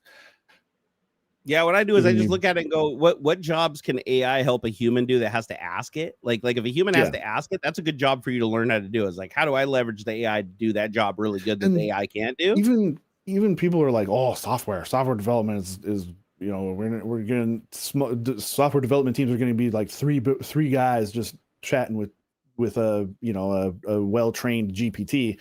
And like, even then you still are going to need people who can like Office Space, who deal with the customer, right? Because customers don't know what the fuck they want. And that applies to pretty much any customer facing job. They don't know what the fuck. So you're going to have there's still going to be a human element where you're going to need a designer or some sort of consultant who knows enough software stuff to be able to translate the human gibberish into like features and what was the Office Space guy's name? I'm the guy behind between the engineers and the people. I take the specs and I hand them to the engineers. I'm a people person, damn it. But that's sort of, as much as you don't understand, they can't talk to each other. But that's a real thing. Like it is. I mean, I bet there's software developers in this chat right now who appreciate that there is a layer between them and the customer. That there's somebody who translates customer gibberish into actual like bullet points and actionable like requirements and things like that. Yeah. And plus, all software developers are basically Asperger's on a scale of like 1 to 10. So it's weird because I was software developer my entire career. Some people say, "Oh man, you're a people person." Not when I was a software developer, I fucking wasn't. Milton. That's it. The guy, Milton. I think Milton. Yeah. So no, it's never good. It's never a good idea to take your software developer and then have them go talk to like too many levels up high in management. We just that's why these games get all out of whack, is because you get developers talking to the public. Don't let the developers talk to the public. Don't let them handle PR. None of that. It goes both ways. You need somebody to translate the engineering gibberish into human words. Developers, you just let them exist and stuff. Like you let them wear what they want. You let them exist. You feed them pizza. You give them alcohol, and they magically create code for you. They are not to be shown to the public. They're not to be shown. Honestly, I feel like that goes for most IT in general. I think that's pretty fair. Like even the testers we had at Microsoft were all like wearing like boxer shorts and fucking wife beaters and stuff in the lab. Like nobody cared. If the client, if you're gonna have to go look at the client in meat space, then yeah, put a polo on, you weirdo. Go get the physical item. Look decent. Don't be wearing weird stuff. But like, hey man, I'm from IT. If I'm gonna wear my Deadpool shirt, then get over it. Yeah, Microsoft had the public-facing buildings and then the not public-facing buildings when I worked there. Yeah, so like Building 37, public-facing building. Conference Center, public-facing building. So if you go to those buildings, try to dress nice, okay? Yeah. Try maybe not like a tie or anything, but just try to wear a polo, you know, wear some pants, you know, for crying out loud, or at least look like a hipster if you're wearing some emergency slacks and polo. Yeah, exactly. But if you're in Building 26 or 27 or 10, you can fucking be wearing like boxer shorts and white or no t-shirt at all. Cares? Hanging out in the freaking, you know, the lab with your feet up, with your toes all cranked out, right? Chewing your fingernails. Like nobody cared. Like that's one of the things I really did love about working at Microsoft is everybody who doesn't work at Microsoft thinks that it's like this business company with people walking around in their suits and fuck no, it isn't, man. It is the most it is the biggest Ringling Brothers circus shit show you have ever seen in your entire life, from one side of the campus to the other. The nicest people that I saw dressed. So I worked in the cafe in the executive building, 36, I think. It was Historio. Wolf of Wall Street. The best dressed people I saw come through that cafe, because most of it was like what I would consider business casual, like polos and like nice jeans or slacks or something, right? There's a few people who'd come in like suited up, you know, but most of like if you were going to like the top end of the average was probably like a blazer with like a t-shirt and some nice pants or something. But the nicest dressed folks were the ladies from the call center. Definitely. Man, they were decked out every time. Like they had nice suit, like they were decked out, like pantsuit kind of style. Same thing for HR too. Like the HR building at Microsoft, you go in there and it's like every person in that building is dressed ultra professionally. Like you can tell that it's supposed to be a forward facing first building when you drive into the campus. Like they want to make that statement. It was funny. They must have been like, they must have all got, I mean, I only knew like 3 or 4 of them would regularly come through the cafe, but I'm pretty sure there's either like a strict uniform that they had to wear, or like they all just happened to buy from the same place, because they all wore like the same outfit. I mean, the same color. Oh, I bet. A lot of places do that. Jacket, pants, that kind of thing. Like it was like a uniform. There was no dress code. The whole 15 years I worked at Microsoft, there was never a dress code. The only time I was ever asked to dress nice was sometimes at like broadcasted ship parties. They would ask people to, you know, at least wear a shirt and pants. that would be the end of it. Like it'd literally be like sweatpants and you could have a freaking ponytail. They didn't care about that. But for the most part, no, you could dress however you want. I remember when the lab was really hot, I would literally take my pants off. It'd be standing there in my boxers with like, you know, just white Hanes wife beater, walking around the lab, just doing my shit, programming and stuff. I can tell you how many PCs I've built like in shorts and a tank top. Like when I got my own office, when I got my own office, I'd leave the window open, facing out into the you know, people walking by looking in and shit. Like I didn't care. I just wore whatever I wanted. I didn't care. But here's the thing: the way it worked at Microsoft is the developers, they had a job, right? The developers were put them in the dark, let them work and write the code and everything, and then the managers will translate that to the executives who can take the credit for it and push it forward as the professional product. Yeah, right. We got to be the monkeys. And the thing I loved about that was like it was not uncommon to see a dude get out of like a brand new $500,000 Ferrari, and it's a 22-year-old kid wearing a trench coat with black painted fingernails, looking like Crash Overdrive from the Matrix or Hackers or whatever, with this fucking little granny glasses on and like a nose ring and an earring, and you're like, what the fuck is this dude? Like, I mean, even I work at Microsoft and I'm even like, holy shit, and the dude just badges in, goes up and goes to his office, and you're just like, all right, well, that's typical, that's normal. Yeah, it's like that's why there's a service advisor at your mechanic place, right? Like you rarely take, or at least the dealership. Is a separation. The techs don't want to deal with the customer. The fucking mechanic, the guy actually turning the screws, doesn't want to deal with the real people. You get a service advisor to deal with that. They're customer people. They're the ones who don't explain why my car isn't drivable after an engine swap.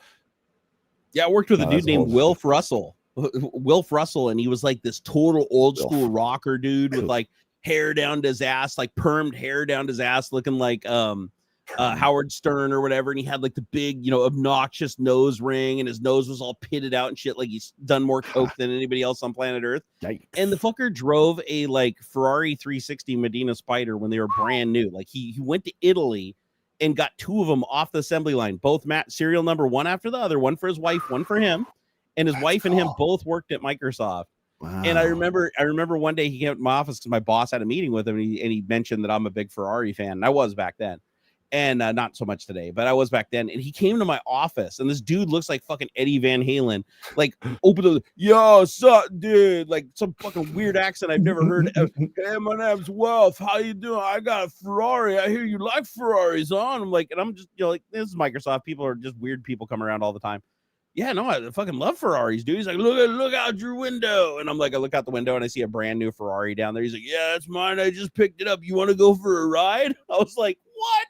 I was just shitting my pants. Dude takes me downstairs, throws me the fucking keys, and says, yeah, hop in, get in the driver's seat. And I was like, whoa. I stopped. Yeah, like, and I'll sit in the passenger seat. I was I'm like, not about bro, to drive I would love a drive, but I was like, dude, this is $8,000 a wheel. I know this car. I'm not gonna wreck your car.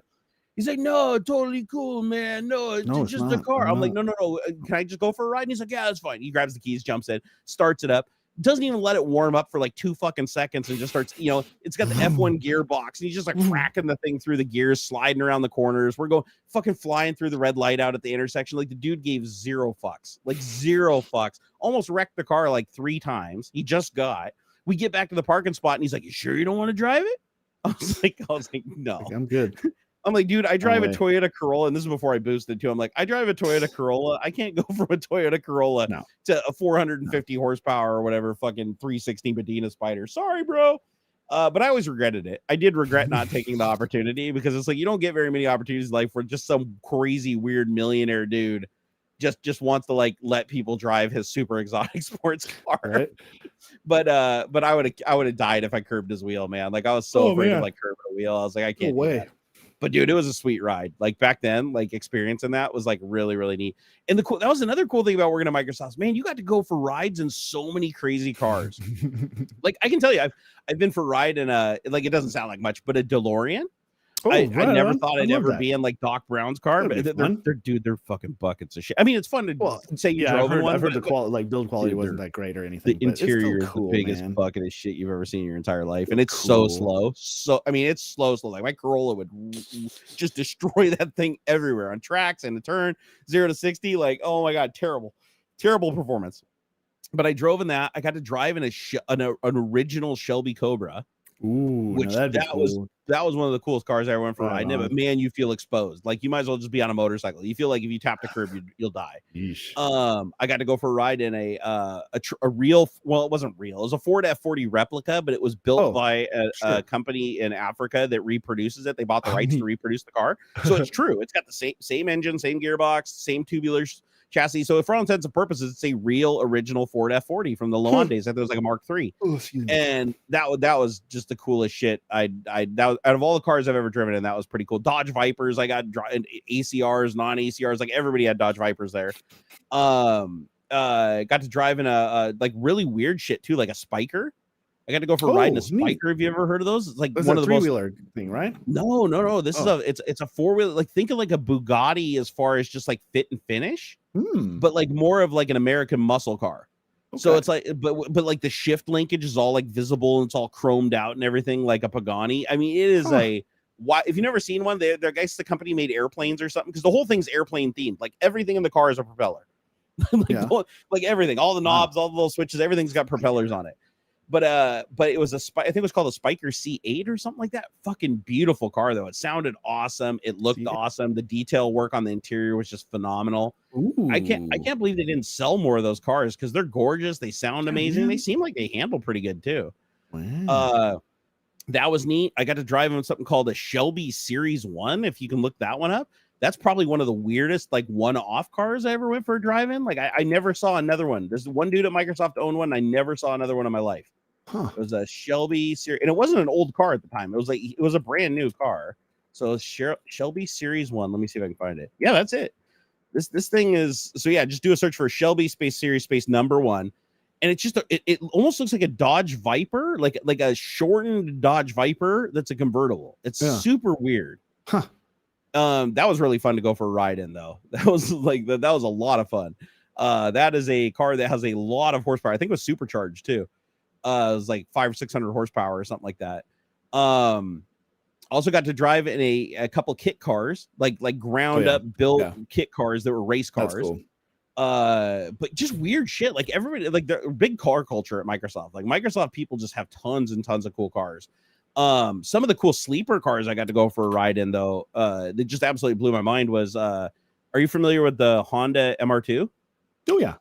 So the older Honda, or the newer Honda MR2 that was kind of like the roundish body, and it had the turbos, like you could get a turbo version of it. The newer, Not the super boxy looking one like the Mark one. I think it was the Mark II.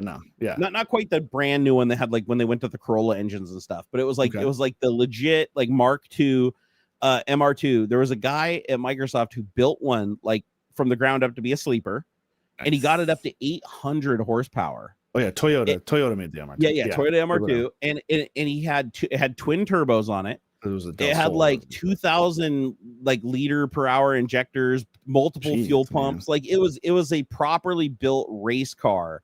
Love it. And it had the original engine in it. He got 800 horsepower out of like this 2-liter Toyota engine by like sleeving it, and I mean he did everything you could do to this car. And it took him like 15 years. Like he built this thing over like 15 years. And he took me out for a ride in it one day because he always parked next to me. And I had a turboed Corolla that I did a custom kit, so we kind of had shit to talk about. Yeah. And he wanted to sell his MR2 after like 15 years because he's like, yeah, I'm kind of over it. I want to build a new race car now. And so he offered it to me, and he's like, yeah, he's like, you want to buy it? He's like, well, here, I'll take you out for a ride and kind of tell you about like, the ups and downs and everything, see if you're interested. Because he wanted a fair amount of money for it. Like it wasn't cheap. Like he wanted like 30 grand for this thing because it was so heavily built. And a stock one was like, at the time, it was like $12,000. So it's like, why would I pay that much for an MR2? He took me out for this thing. We pulled up next to a Yamaha R1000, which at the time was the fastest like motorcycle in the world, except for the Hayabusa. and from a rolling start on the freeway, he smoked this guy. We had him by like 20 car lengths doing almost 190 miles an hour on going along Marymore Park, that little stretch along Marymore Park. When we hit the curve going up the hill at the end, we were at 190.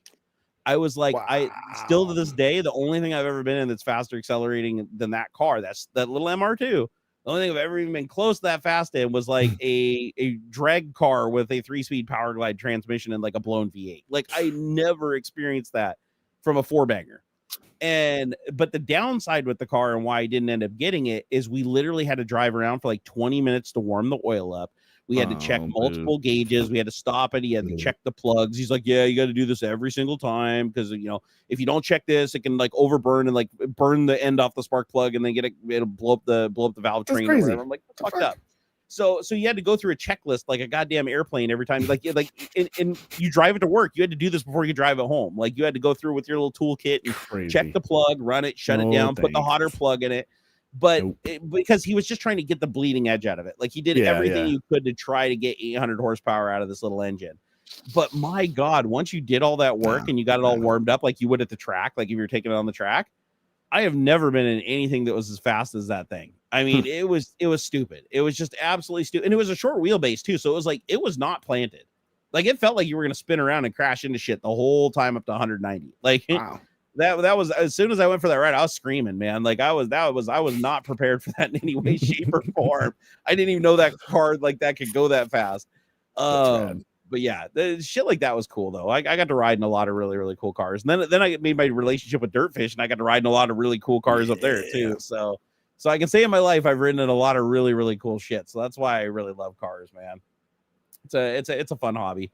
I just wish I had more money for it because cars are just money pits, man. Oh, all right. Like when you get into like just tuning them and trying to get more performance out of them, the reliability goes down. You got to fix them a lot more. It's just a pain in the ass. Hey, review playing and more RPM. Thank you for the 5 gifted subs earlier. Hey, the membership. That's freaking awesome. Bubba the Matt, thank you for the $2. Said Ola Seniors, what's up? Same old shit, different day. Hanging out with David, having a good old time. That's so awesome that he stops by and hangs out with us. That'll never get old. That'll never ever get old. It's fun. Just so cool. Get to hang out with old the Rod Dog. Hey, Bubba to Matt, thank you for the $5. Said, hey, y'all, something silly. I started a change petition to get LGR on hot ones. That would actually be awesome. It's silly, I know, but it'd be crazy if it happens. I think he'd do it. Yeah, he seems like the type of dude that would be down for something like that if he was invited. I'll sign it. Link me the petition on Twitter. I'll go sign it. And Daniel Frost, thank you for becoming a member and a member for 13 months. That's interesting. It said you became a channel friend, and then down below that it says you became a channel friend for 13 months, and then it says woohoo. I don't know why that. Yeah, it's just weird that it showed it like twice. Once is like he did a first month, and then at 13 months. Oh, it's just bizarre. Hey, you guys got any questions over in the chat? Well, we're with you here for the next 20 minutes. Let's do little AMAs, man. Do a little AMA, see how our audience doing. Check the wheel. This is where we test Houston's knowledge of random shit. Yep. Let's test humans. He's not human. Houston's knowledge while I sit here and eat my soggy ass 2.5 hour old cereal. Only been one cool car. It's sad too if you count the B18 Integra. Oh no, that's nice, dude. And so many of those are not like stock. Like if you could find a clean, not fucked up, like mid 90s Integra, that'd be fucking amazing. B18 Integras are super fast. I mean, for their year. I mean, today they'd be considered somewhat slow, but no, back in the day, those were considered really fast for a front wheel drive car. Yeah, right. As a matter of fact, the B18 was the engine everybody sought after to swap into the Civic. Yeah. If you had a Civic, everybody wanted that Integra B18 to just drop because it literally bolted in. You didn't need any extra parts. It was like same motor mount, same. I think you had to change out the linkage for the hydraulic transmission because it was a cable versus a hydraulic or something. But other than that, everything else was just plug and play, even the ECU. And then, like for Nissan, it was the SR20 DET. Right? Yep. From the it's supposed to be from like the Japanese Centris, the SER or something like that. That was fun. Was that the one in the hot Eclipse too? No, but I know what you're talking about. That was when they were doing the Diamond Star Motors thing. Mm-hmm. I don't think it was the first gen Eclipse, but they did it was the Eclipse, the Eagle Talon, and the Plymouth Laser. That's right, and the Plymouth Laser. And the and there was two motors. There was the turbo hot one, and then that was with the Eclipse, and then the Talon was 4-wheel drive, still the same motor but not turboed. And then the Laser was like just dumbed down. It was super bad. The Plymouth one sucked. Yeah, that was I looked into that. The Laser was the worst of the interior on the Laser was garbage too. It was massively garbage. Jeez. Always wanted I remember every maker had their golden engine, right? Mm-hmm. Like I know Toyota, I think even to this day there's the 2JZ is still by far considered the golden child of Toyota. Like I don't think they've one-upped it yet. For Toyota, yeah. I was thinking for Toyota. I flipped over to Mazda. I mean, technically they got the BMW engine in the new Supra that apparently people have been able to tune that up to 1200 horsepower or some shit, but not without a lot of money. Like that is not a cheap motor to pump up. I think 2Js, if you can get a hold of one, because they're stupid expensive, as long as you can get a 2J block, I think building it up for high power isn't crazy expensive. I mean, it's not cheap like an LS. Like if you want to just go fast, just get an LS. LSs are cheap, they're easy to fix, they're cheap, they're reliable, they go like a bat out of hell. Like you don't need a 2J. That's the LS1. That's classic. That's classic. Anything that has LS in it, like even the truck, the cast iron block truck engines, you can boost the shit out of. Yeah, man, you steal it out of the old Crown Vic cruisers. You go to, which is probably difficult now because like so many police are on Dodge or Ford now. But like back in the day, you'd go to the auctions. You go to the cop auctions where they're getting rid of their old cruisers. Have you seen Cletus McFarlane buys them all now? I bet. I'm not. So Cletus McFarlane, because he does that event where it's like the Le Mans, or was it Le Mans Lemons or something? Okay. He does a race multiple times a year where it's all Crown Vics, a whole field of Crown Vics, and they all just get fucked up and destroyed, and then he goes and buys all the rest of them he can find in the world. That's funny. So he's eating through these Crown Vics like they're nothing. But man, those engines on those Crown Vics, he did a video where he got 600 horsepower out of a stock Crown Vic engine just by spraying nitrous in it. He literally was sitting there with a nitrous bottle just blasting it into the air inlet on the engine while he was romping on it on the dyno with like no special tuning or anything. It was like 500 or 600 horsepower. I was like, what? Yeah, man, dude, the old Interceptors and stuff. Yeah, dude. Yep. Yeah. Well, I remember the Crown Vic Interceptor motor. That was a special motor. That's why you'd buy them out from cop auctions and stuff, and then take the motor out. put it into. I thought you weren't allowed to get those. I thought that was like a big no or something. You could get those. I mean, back in the day, this would be what, mid to late 90s. Oh, whatever happened to Cargasm? I know. I wish I could bring that back. When I can fit in a car in my old channel where I reviewed cars. Oh, but how the mighty have fallen. I go from driving, $100,000 CL63 AMG Black Edition Mercedes and shit to like nothing. Driving my rusty STI. Oh man, what are you gonna do? Hey, at least I got to do it, right? I got to drive some really cool cars on that show. I drove a Mark II Supra, or not Supra, sorry, goddamn it, Dodge Viper, the OG Dodge Viper, like the 98 Viper GTS, the sought after blue with the white stripe. I got to drive one only had 7,000 miles on it. I got to drive it way up in the mountains and shit on twisty, turny roads. That was so cool. That was one of my favorite Cargasm episodes. But that CL63 AMG Black that I got to drive, that was one of 300 of those cars in the world. Wow. They only made 300 of the black. It was a black edition that had the Black Series or whatever, which has even more horsepower. That car was stupid heavy, though. Like, that car felt like you were driving a Cadillac Eldorado, but it just had so much power that you could just push the pedal to the floor and it smoked the tires going 60 miles an hour down the freeway. Perfect. And that was really cool. I remember his dad. It was so funny. I'll never remember. So I went, so Steve Rimmer's the owner of Dirtfish, right? He's the guy that owns the place. And that was his car from his collection. He has Jay Leno's car collection, like in Washington. Nice. A secret little building that you go into that just has like 100 cars in it that are all super rare. Like, and some he has multiples of. And so we went in there that day and he's like, he picked a car out for us to try for our first video because it was me and his son co-hosting. And he picks out this Mercedes, and I'm like, that's kind of a weird choice, right? No, it wasn't a weird choice at all, man. That car had crazy power. We were doing like donuts and shit in this like boat launch, and had a drone up and everything. We'll watch it if you haven't seen it. Just do a search for Barnacules Nerdgasm. You'll see that episode. Okay. It turned out amazing, but we got away with so much shit in that car. I'm surprised the cops didn't hassle us. We were doing all kinds of foolish shit in that episode. But it's funny. We returned the car at the end of the day to the collection or whatever, and his dad was there. When we pulled up, and he looks at the tires and he goes, "You realize I just put a new set of tires on this car." Man. They were like, we were literally like whipping. This is like a 5,000 plus pound car with like 600 and some odd horsepower. And we were just whipping donuts for like 20 minutes straight in a boat launch.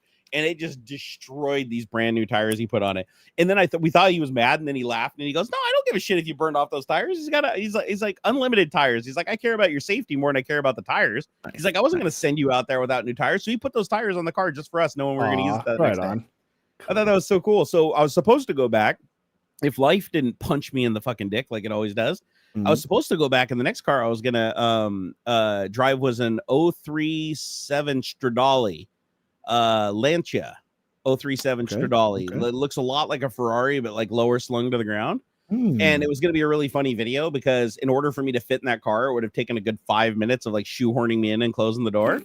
But that's what we thought would make the video funny. And that was when I was way smaller. That was like 100 pounds ago, and it still would have been hard for me to do. Today it'd be impossible. But if you saw how tiny the cockpit was, it literally made like if you've ever been in a Lotus Elise is like twice the cockpit of this thing. Wow. It was the smallest cockpit I've ever seen in a car. So we were going to try to shoehorn me in there, try to get his son in there, get the doors closed. So we were basically just mashed together. And we were just going to go driving around town and shoot a video. And it never actually happened, which is kind of sad because that's a beautiful car. Go look up an 037 Stradale in red, and you'll see what I missed out on. I really should contact Steve again, though. I haven't talked to him in a long time. We had a really good relationship. I kind of feel bad that I didn't, keep that up. But the Dirtfish guys are awesome. If you ever want to do rally experience, go up to Dirtfish. Totally worth every penny. You watched the Cadillac ELR review? Yeah, I remember that. That was one of my first car reviews that I did.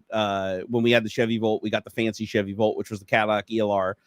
Honestly, though, I feel bad for anybody that bought that car. I hope nobody bought that car because of my review. I'd feel so bad. Like, I'd owe them an apology. And the reason I'd owe them an apology is it's a Chevy Volt that literally, now it is a little faster. It's got a little bit bigger motor, a little bit bigger battery, but because it weighs so fucking much because it's a Cadillac, it gets 10 miles less of battery range.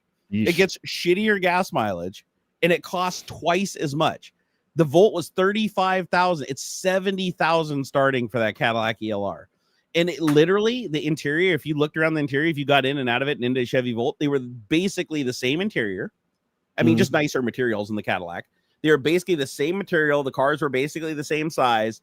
And the Cadillac actually got worse performance, like because of the extra weight and it was just quieter. That's why for $70,000, that was the worst flop Cadillac ever did, because you can't just like take a car that has the same specs as another car that looks almost the same on the inside, right, and then sell it to customers for twice as much when it has the same performance basically, and the cars run neck and neck on almost every performance stat. The best part about that, though, was they loaned me the car. I remember they dropped off the car. The Cadillac actually came by and dropped off the car. And they said, okay, you can have it for 2 days. Don't drive it off road. Don't drive it aggressively. And they did the walk around and check the chips and everything. And they big laundry list, right? Just drive it around and do a commentary. Like, don't do any stupid shit. And I'm like, okay. And I signed the paperwork. We took it up to Dirtfish because that was the place I had reserved to test it, right? And, you know, we behaved ourselves for a whole whopping 5 seconds. Next thing you know, we're out in the dirt, drifting it, sliding the car sideways, running it through the building at 100 miles an hour with the drone flying the opposite direction, almost hitting it. And when I returned the car, the whole inside of the car was covered in like this really fine brown dust. And the car had a bunch of rock chips all over the paint. And I was like, fuck. I just wasn't thinking in the moment, right? The guy comes to pick up the car. No shit. This is how much he gave a shit, right? He walks up and goes, okay, well, how was the car? Oh, no, I loved it, man. It was great. Yeah, how'd the review go? Oh, good. Okay, here. Okay, well, just sign here so I can pick up the car. He didn't even walk around the car. He didn't even open the door and look in it. He basically just hooked the chain on it, dragged it onto the trailer, and drove off. Told me to have a nice day and gave me a receipt, get with a clear bill of health. Ridiculous. And I was like, how the shit did that happen? But then I talked to him later on. My friend who worked there, it was the whole reason I was able to get it is because I had a friend that worked at this company, which made me even feel worse.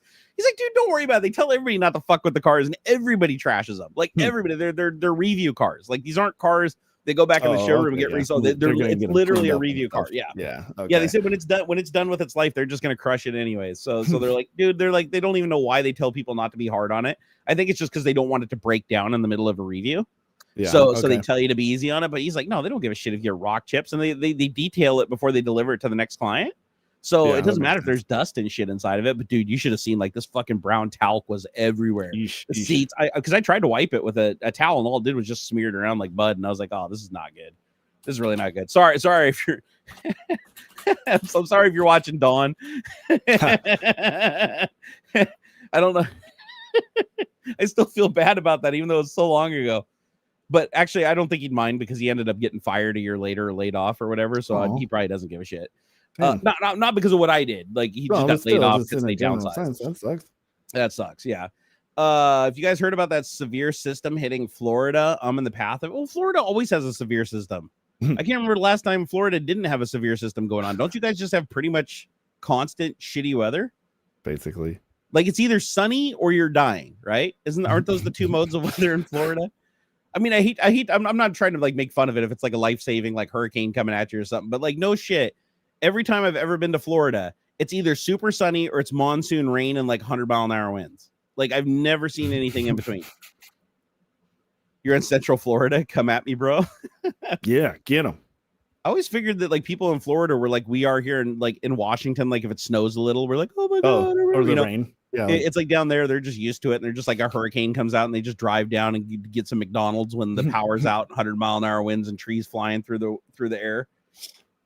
Let's see here. Very true. Shitty, rainy all the time. You know why I could never live in Florida though is the humidity. Oh yeah, man.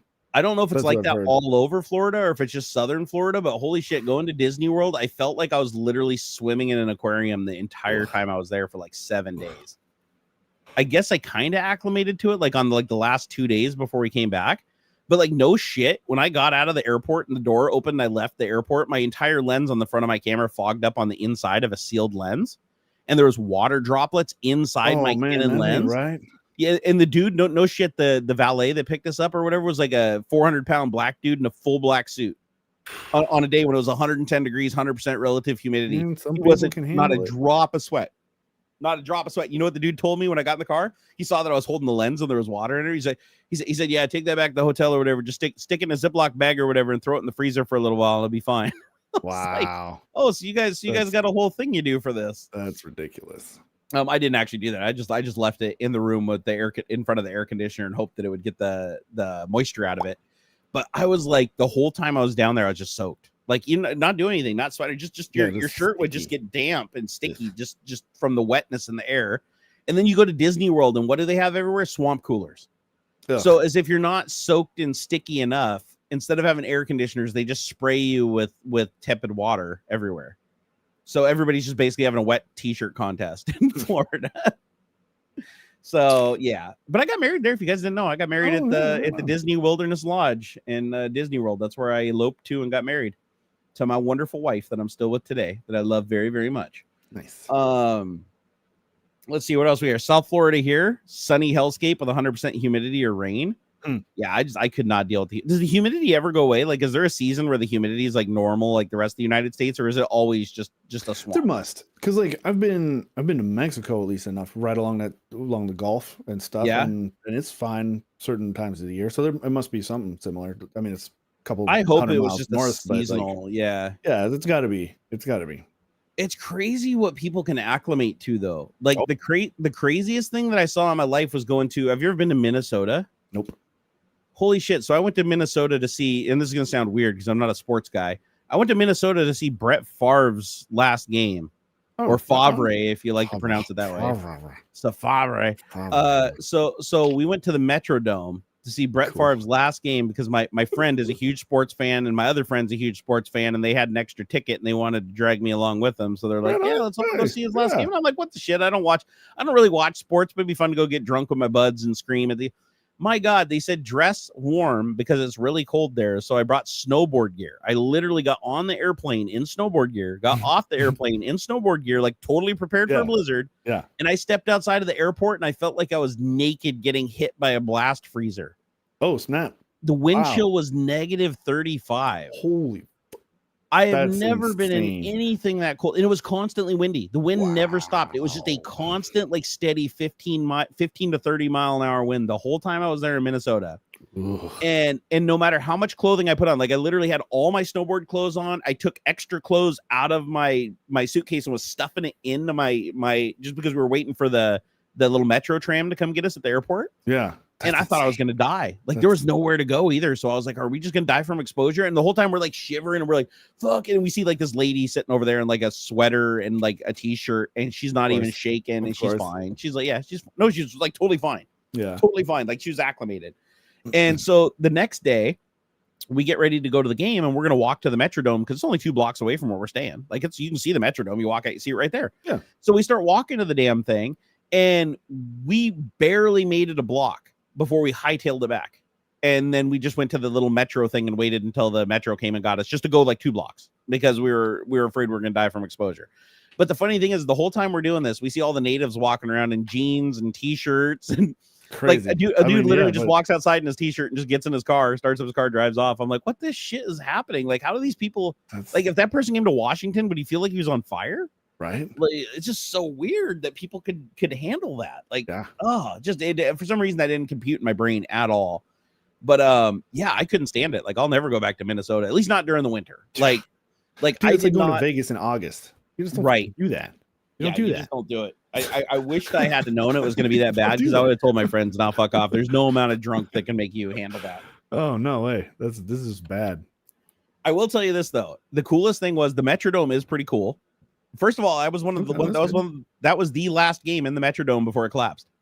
Oh, snap. So the weather was so bad my entire trip there that when we flew back, that like the very next day, like right when I got home, I went to bed, I woke up in the morning and the news was like the Metrodome collapsed.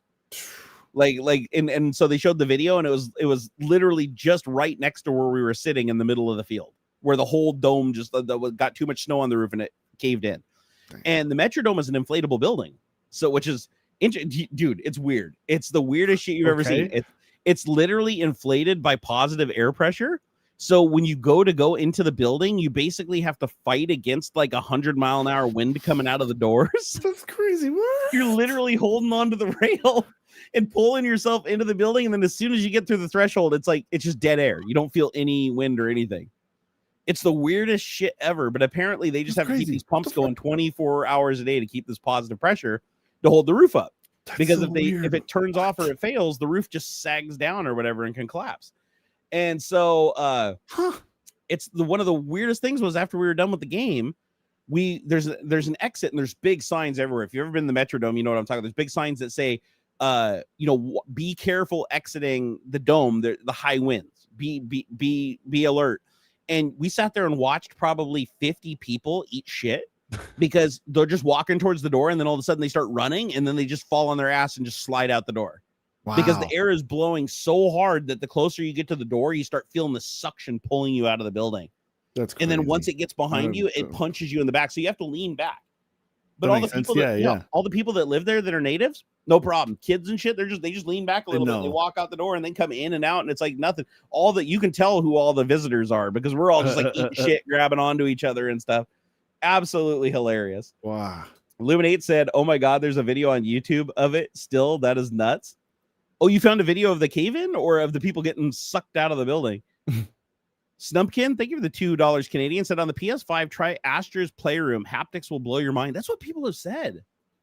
I've heard people say that Astro's Playroom on PS5 is like crazy for using the controller's haptic stuff. It's like basically a demo for it. Can you hear the steel cables buckling for the cave-in? No, the cave-in didn't happen while I was there. So we didn't hear any buckling or anything while we were there. Everything was normal while we were there. Like the roof didn't move or nothing. Like everything seemed perfectly fine while we were there.